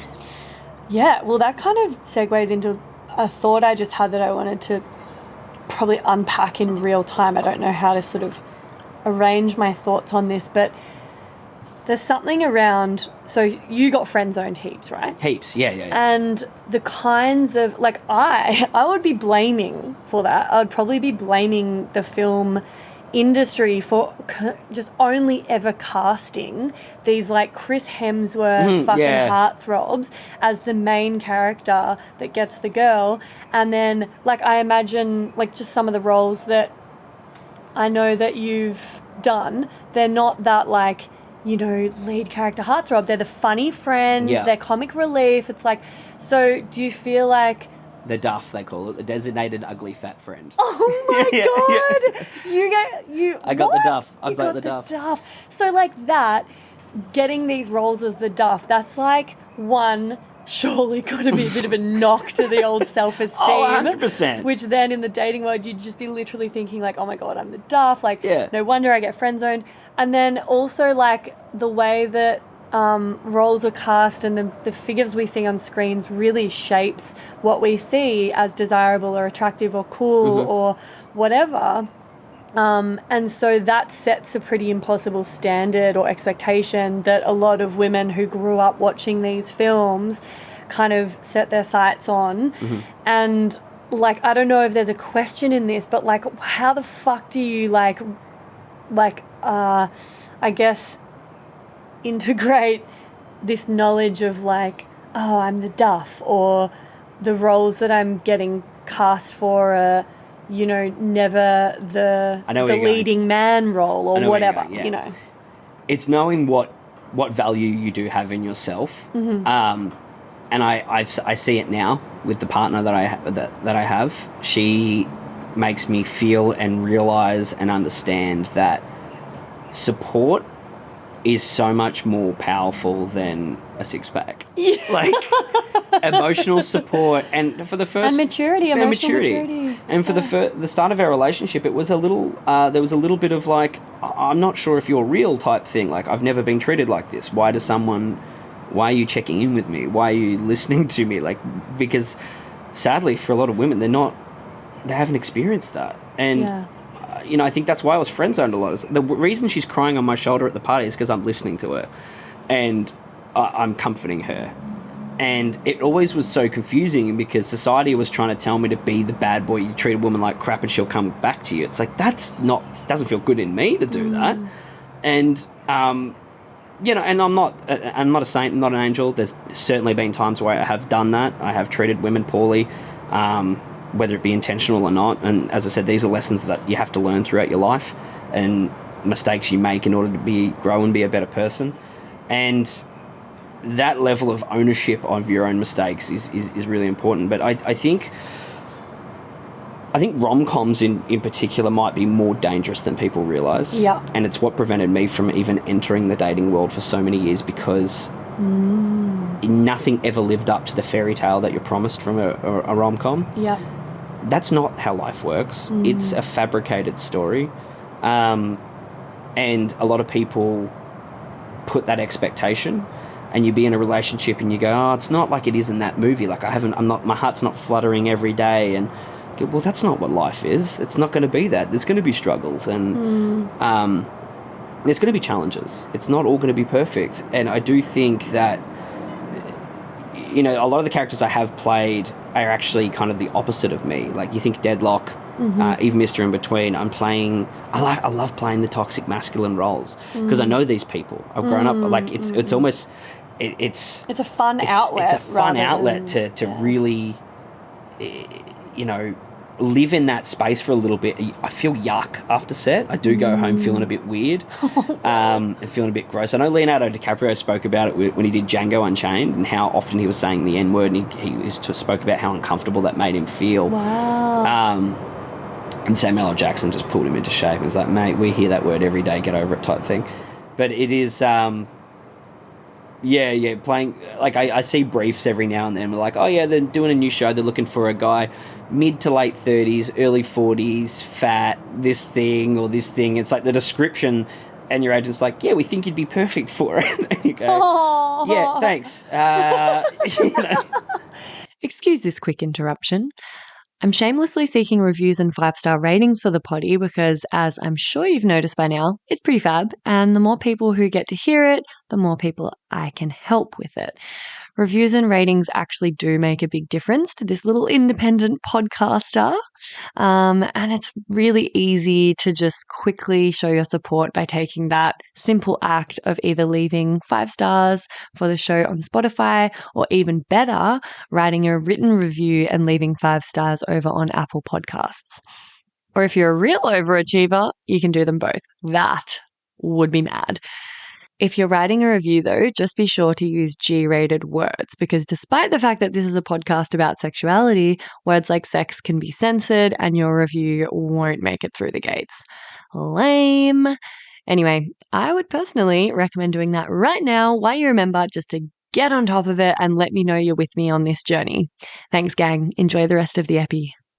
You just got, I guess that you just got to get so real and raw it is being real, right? It is being real, and it's just objectively, and it doesn't need to be a bad thing. It's only seen as a fucking negative thing, when we're way too swayed and influenced by what we see on screens and beauty standards and whatever. Standards, and it does work both ways. You look at someone like Lizzo, who really was a real trailblazer for loving yourself. Yeah. And especially with body standards, and I reject the idea to a degree where people say like, oh, it's okay for men to be large. No, I definitely have felt a lot of shame and a lot of, I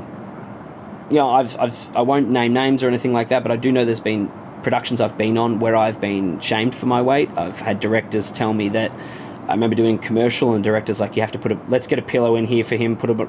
I was like, why? He goes, oh, when you sit down, your shirt buttons out and you look really fat on screen. It doesn't look good, doesn't look healthy. And saying that in front of like 100 people. And so the notion that only happens to females is what I'm rejecting. I do say it does go both ways. And I've experienced it on many occasions on set. Mm-hmm. In the middle of a scene, someone calls me a fat cunt or something like that. And you go, oh, it's improv, that's fine. And I was like, yeah, it did hurt me a bit though, but you process it, you get on. Yeah. But it's knowing what you do bring to the table, right? Yeah. Like in my relationship, I'm always going to be, as every single human is, going to be dealing with your body issues.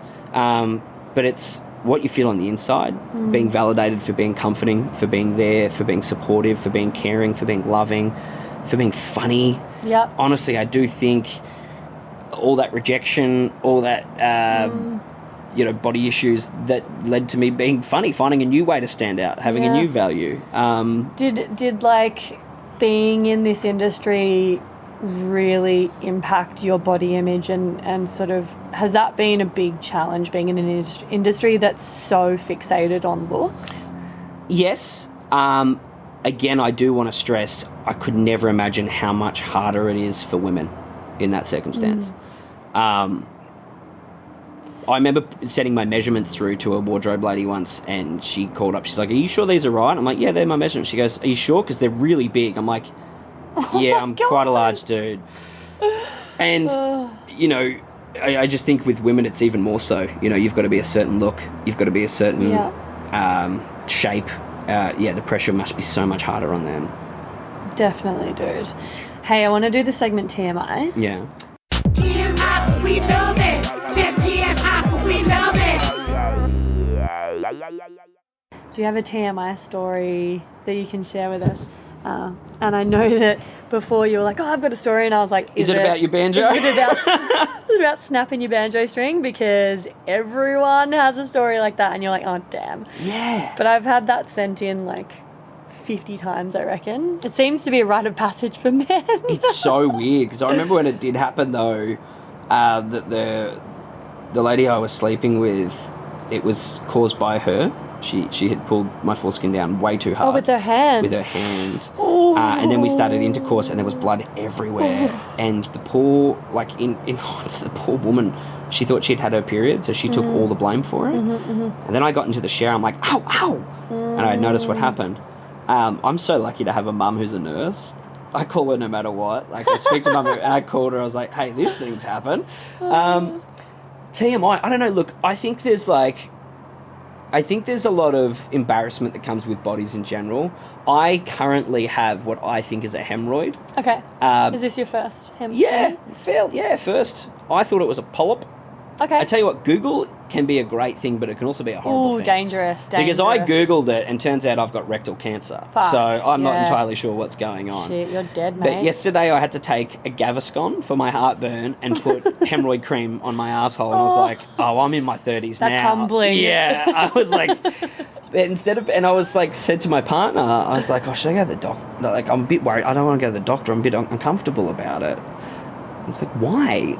It's like, it's embarrassing, but why is it embarrassing? It's a fucking healthy. It's the same with like men getting prostate checks. Yeah. You know, I think a previous generation was like, that's gay. That's gay. It's gay. Fucking you know, it's weird to get a finger up your ass. Whereas this generation, I'm like, I think it's weird if you haven't had a finger up your ass at this point. Totally. You know, I think it's worth a try.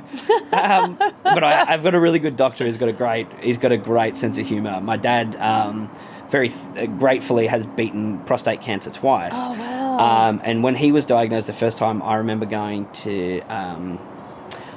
The week before, I had a lump on my testicle looked at.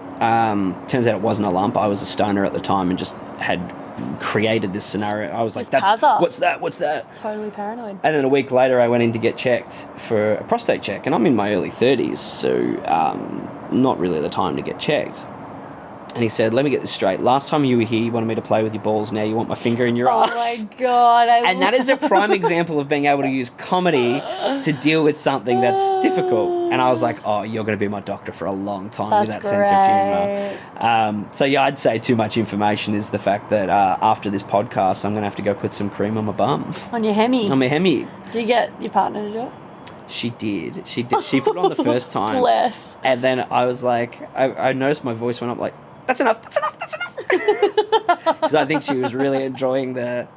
And then I said to her afterwards, I was like, you know what? This is actually a really lovely space in our relationship that I'm comfortable enough for you to do that. Totally. And be vulnerable enough to do that. Yeah. You know, and she has a child herself, so it did feel like I was like this big baby lying on my back.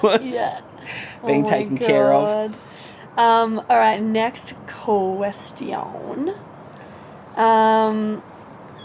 Why are you so passionate about being a role model of healthy masculinity for others, and how do you go about doing this day to day and in your career, you know?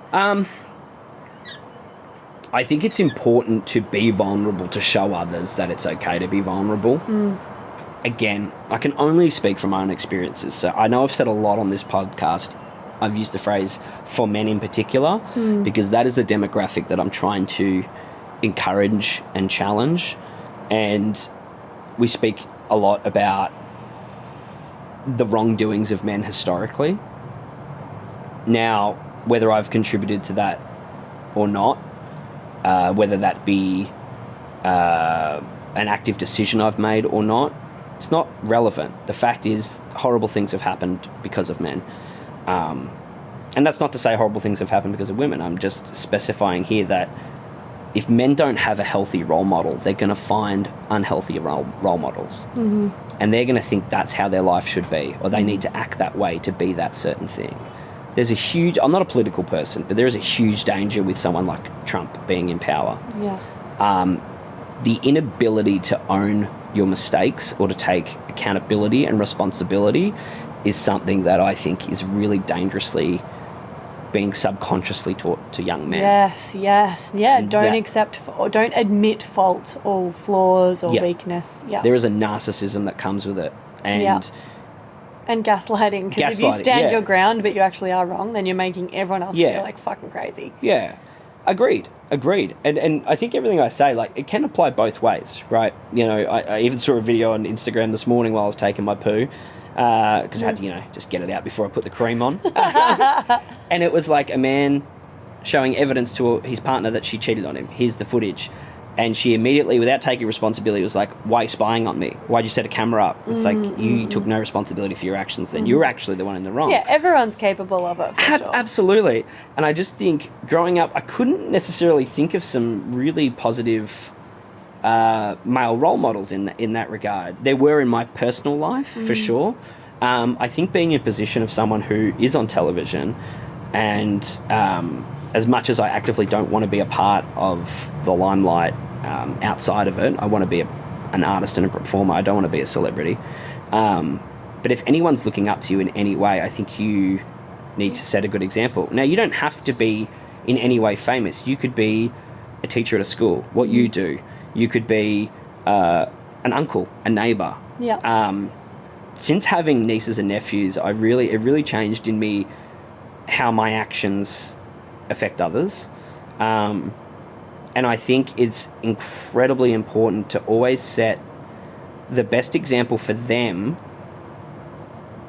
because it shows them a different way of living, and it shows them that you have learnt from mistakes that you've made.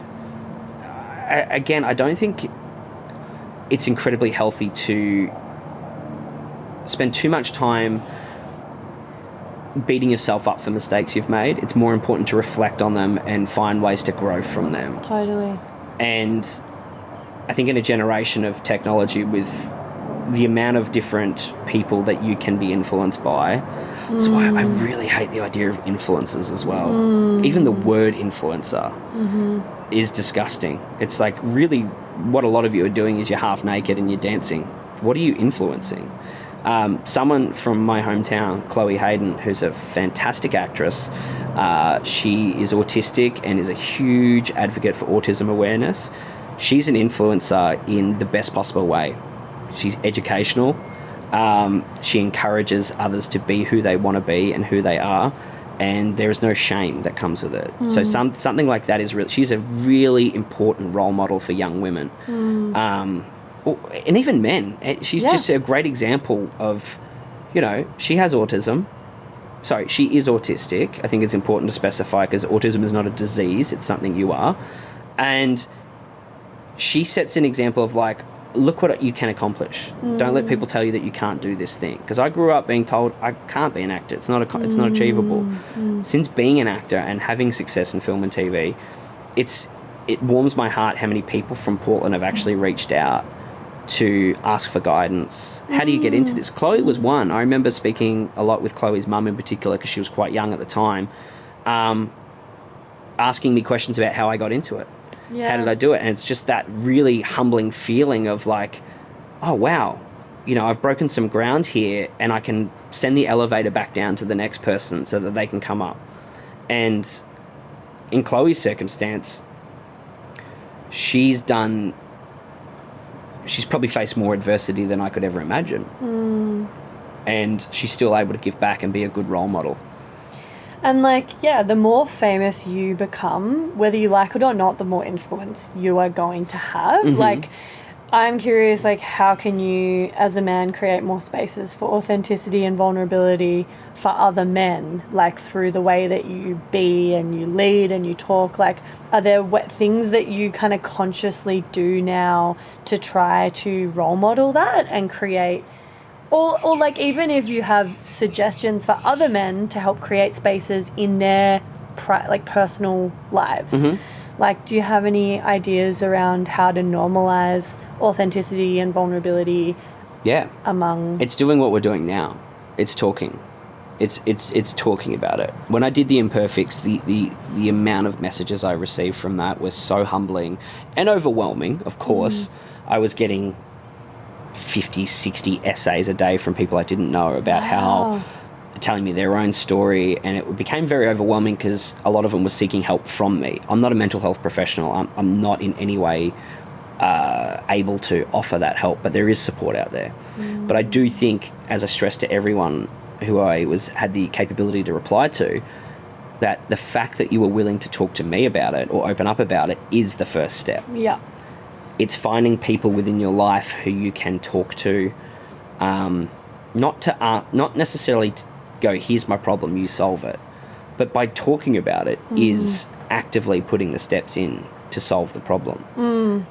By ignoring a problem, it will never go away. The analogy I like to use, which I came up with and used a lot in my show, my live show, was that you look at your problems or issues in life like the junk on your bedroom floor or your clothes. You know, your floor's covered in crap. You got to clean it up. You look at it as a whole mess and you go, this is too much. I can't handle this. What a lot of people do is they grab all that junk and they'll just put it in a box, put it in the cupboard, just throw it in there. That's not the problem solved. That's the problem hidden. The only way to deal with it is one item of clothing at a time. I'm going to fold this shirt. I'm going to fold these pants and put these pants away. Here's one sock. Where's the other sock? Fuck, I can't find it. I'm losing my mind. I don't know what I'm going to do. You know what? Deal with that one later. The more of the other stuff you deal with, the easier it'll be to find that other sock. One thing at a time, not looking at an end goal, but looking at an isolated thing.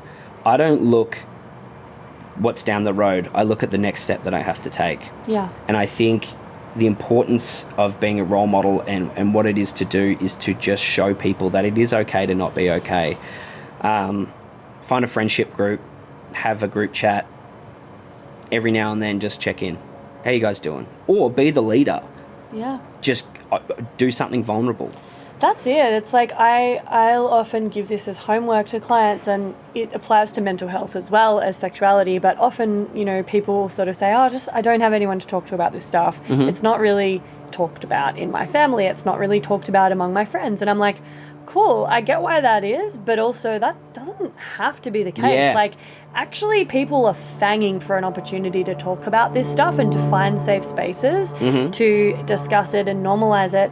And maybe it feels vulnerable and scary, but like you could be the first one to role model that, and then that will give everyone else permission. And all of a sudden, you've created a culture within your group or within a specific friendship where it's now okay to talk about sexuality, to talk about mental health, to talk about how you're really going and the fact that you might not be fully okay. Yeah. And that gives everyone else, a bit of a permission slip. It creates a whole different vibe. It normalizes it. And then all of a sudden, everyone's super grateful for this opportunity to get to know one another better and on a deeper level. You're feeling more connected. You're feeling more nourished from your friendships, more supported. And you're feeling like you can be fully yourself and be loved in that and seen in that and acknowledged and be able to like be honest on a whole other level. And I think like it can be hard to be the first person, but something that you do really well.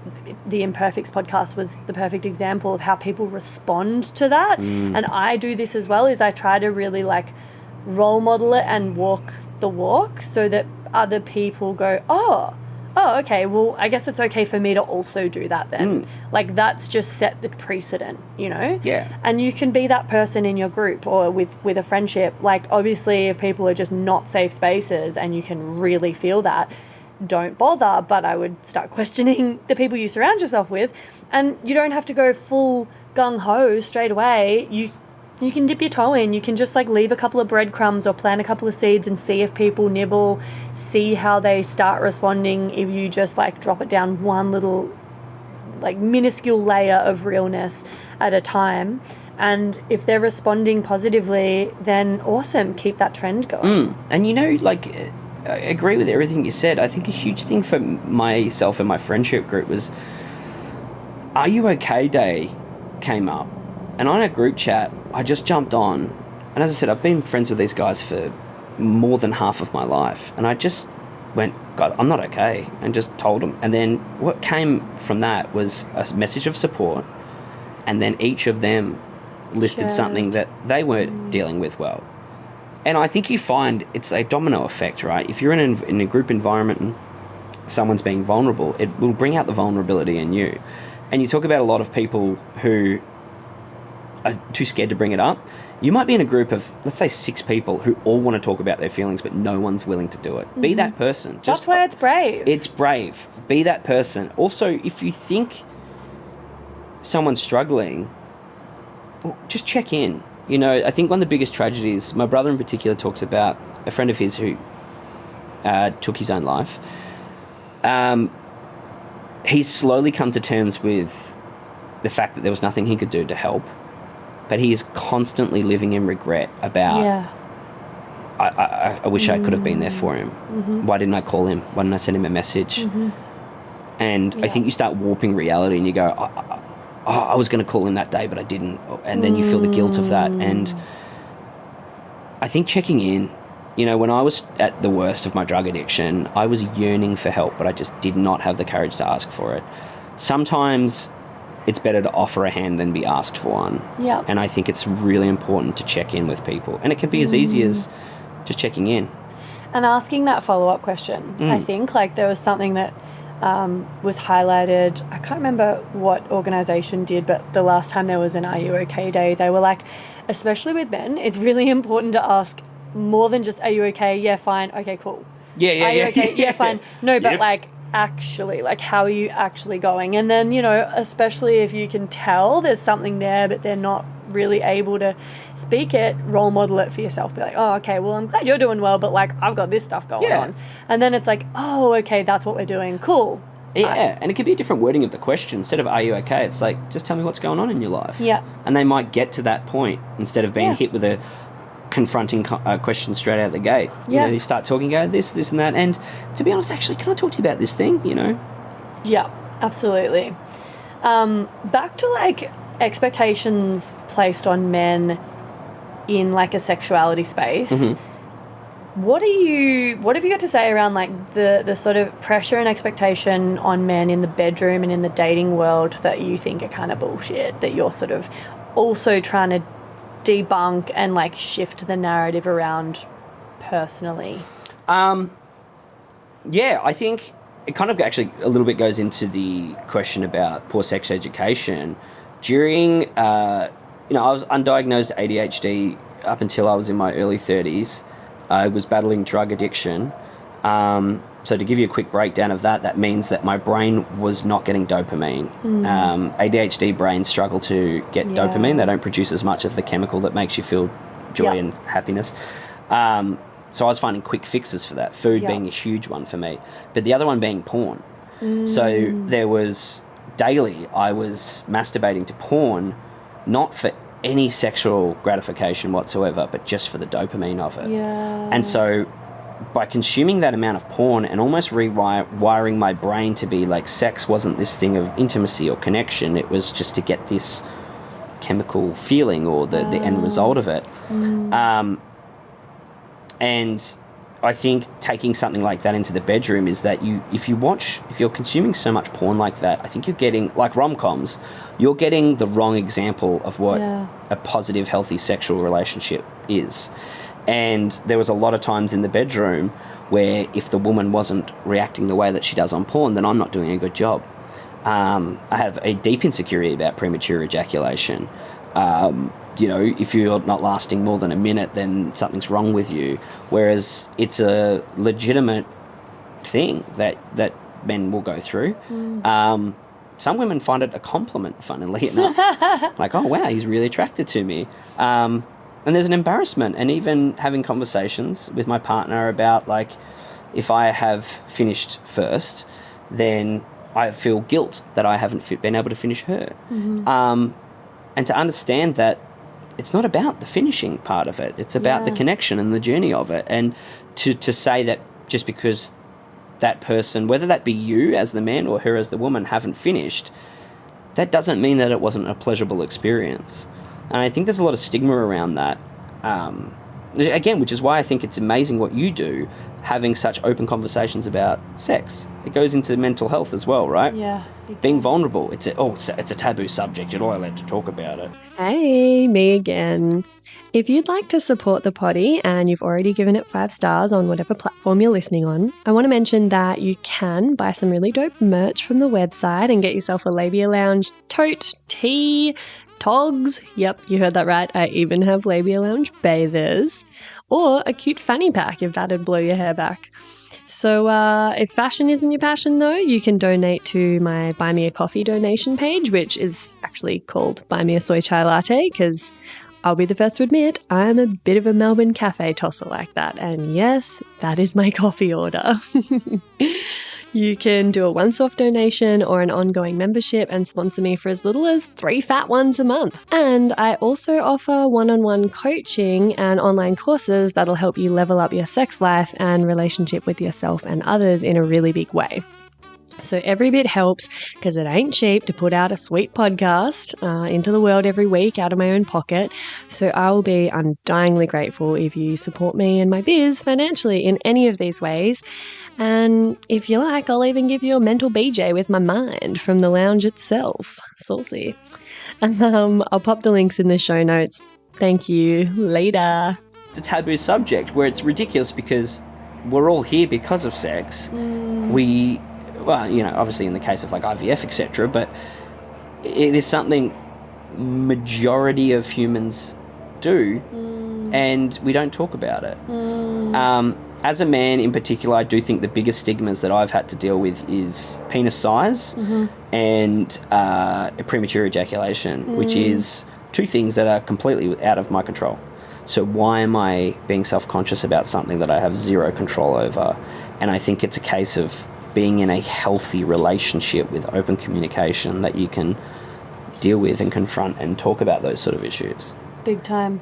The sex educator in me wants to just insert, like, premature ejaculation, you can, over time, definitely control that and, like, learn to navigate that. Often it just does feel completely out of your control, but that's something I work with a lot of men around because they want to, you know, be able to have a bit more mastery and control over that, but I know exactly where you're going. Like, but it's the masculine thing, I'm going to fuck you all night long. It's like, no, I'm going to do it for a couple minutes and then we'll get a good night shut-eye. But it's like, I also get stage fright at a urinal, right? Which is another thing that is so common amongst men, they don't talk about it. Yeah. I could be busting for a pee. This is why I don't go to the footy. But I go there and then I'm at the urinal and it's not even, has nothing to do with my penis or the uncomfortableness. I've tricked my brain. I've told my brain it's not going to happen. Yeah. And it's the same with premature ejaculation. My circumstance was always like, you're going to come early and it's going to be awkward. Yes. And then once you've said that, you've convinced yourself that's what's going to happen. Absolutely. It's so psychological. Yeah. And, you know, now being in a healthy sexual relationship, it's not something that ever comes up. It's not something that's an issue anymore because I'm relaxed and I'm comfortable with this person. Yep. And I'm not telling myself this thing's going to happen. Yep. And also because ejaculation is a function of the sympathetic nervous system. So often if there's anxiety, performance anxiety, there's overthinking, there's like, oh my God, it's going to happen. You're hyper-focused on that, creating a sort of stress response in the body. That causes you to ejaculate to get out of that really stressful, uncomfortable situation where you're like, oh my God. So it's just, we shoot ourselves in the foot by putting too much pressure and expectation on that because then that basically creates the conditions where premature ejaculation is more likely to happen. And even the language around it, like as a sex coach, I and a lot of my colleagues that work with men don't even really say premature ejaculation or erectile dysfunction. It's like erectile challenges and coming before you want to come. It's not like it's actually premature. Like there's no like this is okay and this is not okay and you have to last this amount of time for it to be quote unquote normal.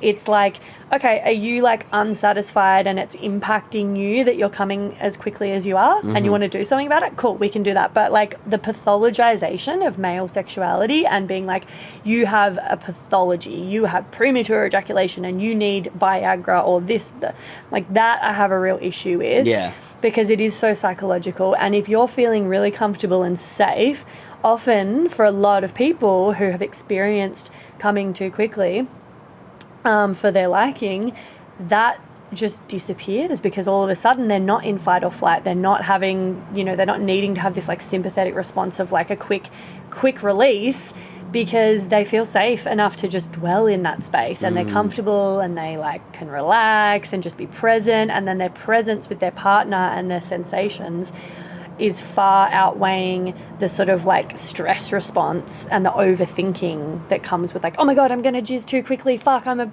not a man. Like whatever, I'm not going to please my partner. What's she going to think about me? So I love what you said about that. Quick question.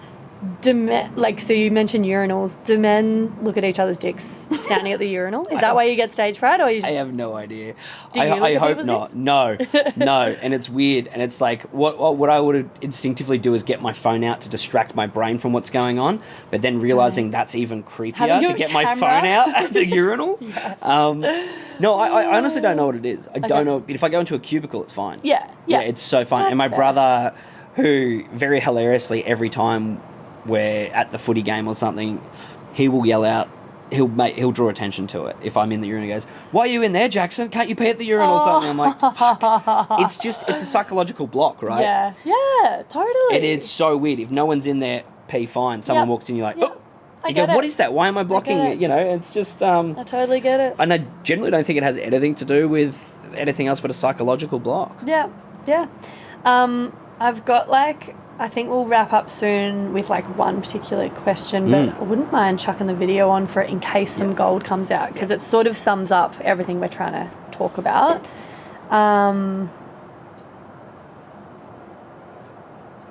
I was curious. I mean, if it's just a really quick, not that it can be a quick answer, but there was something that we didn't touch on that I'm curious about to see if you have any thoughts on, and then I've got a final wrap a bow on it question. But little quick one, do you have any theories on why comedians are so notorious for being depressed?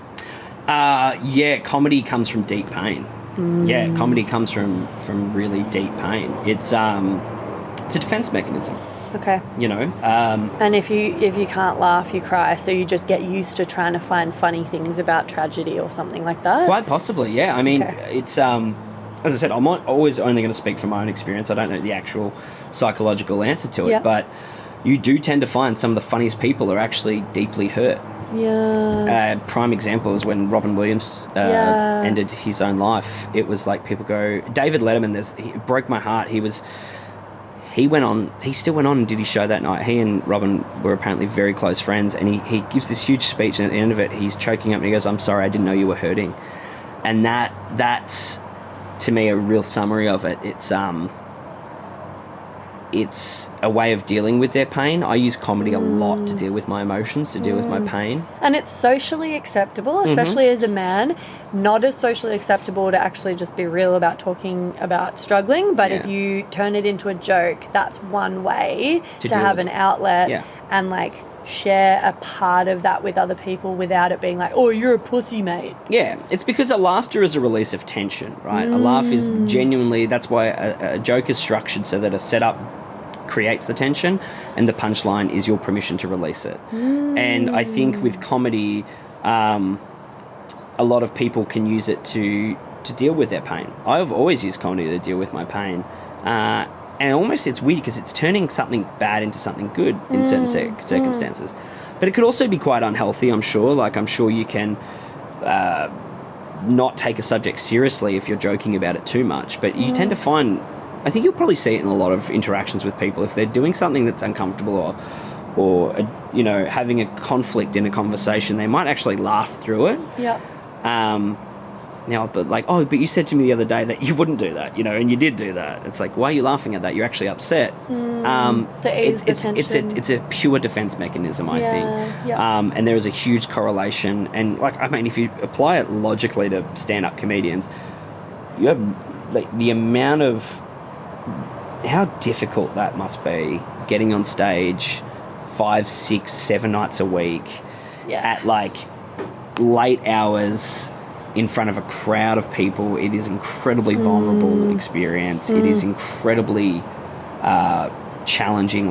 If you tell a joke and no one laughs, you've failed. The amount of self-hate that comes with that, that is just, and to hustle doing it like that. After I did my live show, I spoke to my agent. I'm like, keep getting me auditions for film and TV. As much as I loved that experience, I could never imagine having to do that. Yeah. I was just mentally exhausted. Oh my God. And at least with TV and film, if someone doesn't like it, you don't see their You're not reaction there. I'm not in the real room time. with you. Exactly. Fuck me. It is so. It's like being asked to validate your entire life's work to your face. The only other people I can think of are hairdressers, and even then you lie and you're like, "Yep, it's good, thank you." No one's like, Now, how did I do? Tell me immediately. And it's not even answering a question, you're going off their response to it. Like, I tell a joke, you don't laugh, you're What like, are they- oh fuck. Yeah. Self-hatred, it's like a loop. All right, now I'll write a joke about self-hate. That's why, what's the wording? The self-deprecating comedy is so easy to do. Yeah. Because it goes back into the conversation about arrogance. It's like, it's just easy to rip on yourself. Yep. Yeah, and if you're already laughing at yourself, then it doesn't hurt as much if other people laugh at Absolutely. you because you've sort of already... Anyway, before we wrap up, I'd love to just kind of encompass what we've been speaking about and ask you, it's a big question, what does it mean to you to be a healthy man? Ooh, that's a very good question.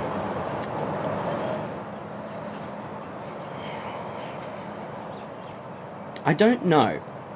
And my ability to say I don't know, I think, is the answer. Ooh, Is that right? I feel like I'm not going to sit here and lie and come up with some great answer as to what it is. I think being able to accept that maybe you're not in control of everything. maybe you don't know the answer to the everything. answers, and that's okay. And that's okay. Yeah. Oh my God. Whoa, you couldn't have epitomized the essence of what we're trying to distill better. Like this whole thing around the expectations on men to be assertive, be strong, never admit weakness, never admit fault, know everything, lead the charge. That is so outrageously unrealistic to be able to be that all the time. And it's cool to be able to do that when it's called for, if need be.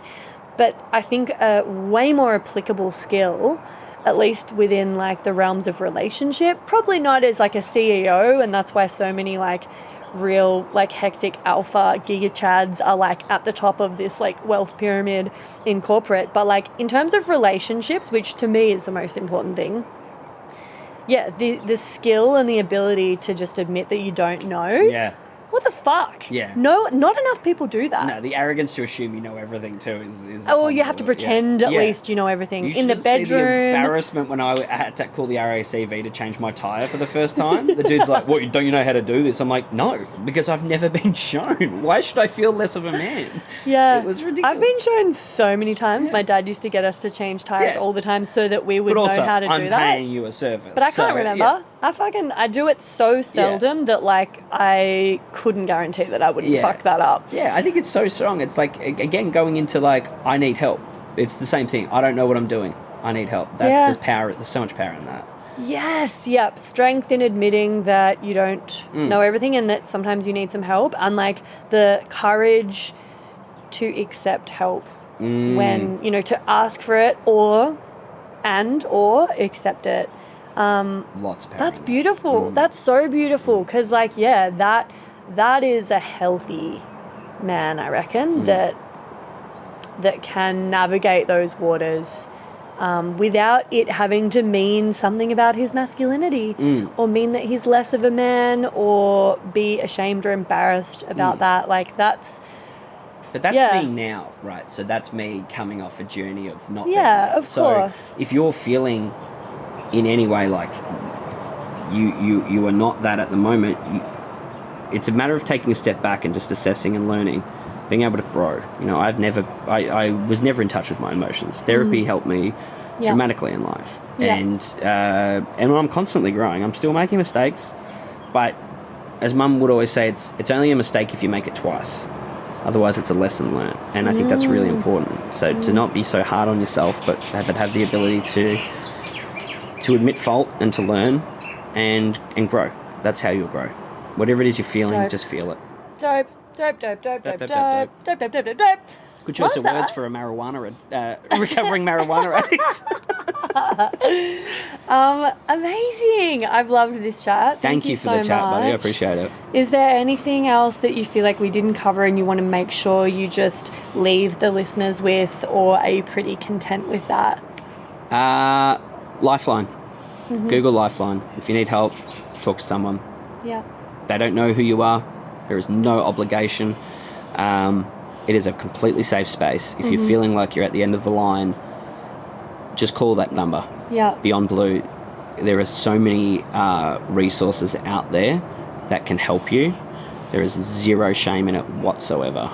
And, you know, going back to what I was sort of talking about earlier with regards to practicing this skill, if it feels too hard or too high stakes to practice opening up to someone you know, maybe calling a number like that and practicing that skill, strengthening that muscle is a good place to start because 100%. They don't know you and it's lower stakes. Yes. I'll quickly just say this last thing because it's important to me that there's somebody who I know very close to me, male figure, who went to therapy. I spoke to them afterwards and said, how'd it go? Fucking useless. All I did was cry the whole time. I'm not going back. That was the point. It's not like if you go to the gym once, you don't leave with a six-pack. You have to continually go to do the work. The reason you cried the whole time is because there's a lot of stuff that you aren't dealing with. There's a backlog. When Kaya died, I went to therapy once. I did the exact thing. I cried the entire time. I called my mum and I screamed at her. I said, don't you ever fucking make me do that again. He knows nothing about me. I hated that experience. What would have completely reshaped my life was if I went back the next day or the next week and continued that practice. Like everything, the more you do it, the better you'll get at it. So practice, meditate, mindfulness. So important. Yeah, awesome. Thanks, my love. Thanks, dude. Have that. Appreciate it. Woo! And that's it, darling hearts. Thanks for stopping by the Labia Lounge. Your bum groove in the couch will be right where you left it, just waiting for you to sink back in for some more double L action next time. If you'd be a dear and subscribe, share this episode, or leave a review on iTunes, then you can pat yourself on the snatch because that's a downright act of sex-positive feminist activism, and you'd be supporting my vision to educate, empower, demystify and destigmatize with this here podcast. I'm also always open to feedback, topic ideas that you'd love to hear covered, questions or guest suggestions, so feel free to get in touch via my website or over on Insta. You can also send me in TMI stories to be shared anonymously on the pod. My handle is FreyaGraf_the Labia Lounge. If my account hasn't been deleted for being too sex positive, which, you know, is always a possibility with censorship. But just in case the chronic censorship finally does obliterate my social channels, I'd highly recommend going and joining my mailing list and snagging yourself some fun freebies for the trouble at www.freyagraf.com/freebies. Anyway, later labial legends. See you next time.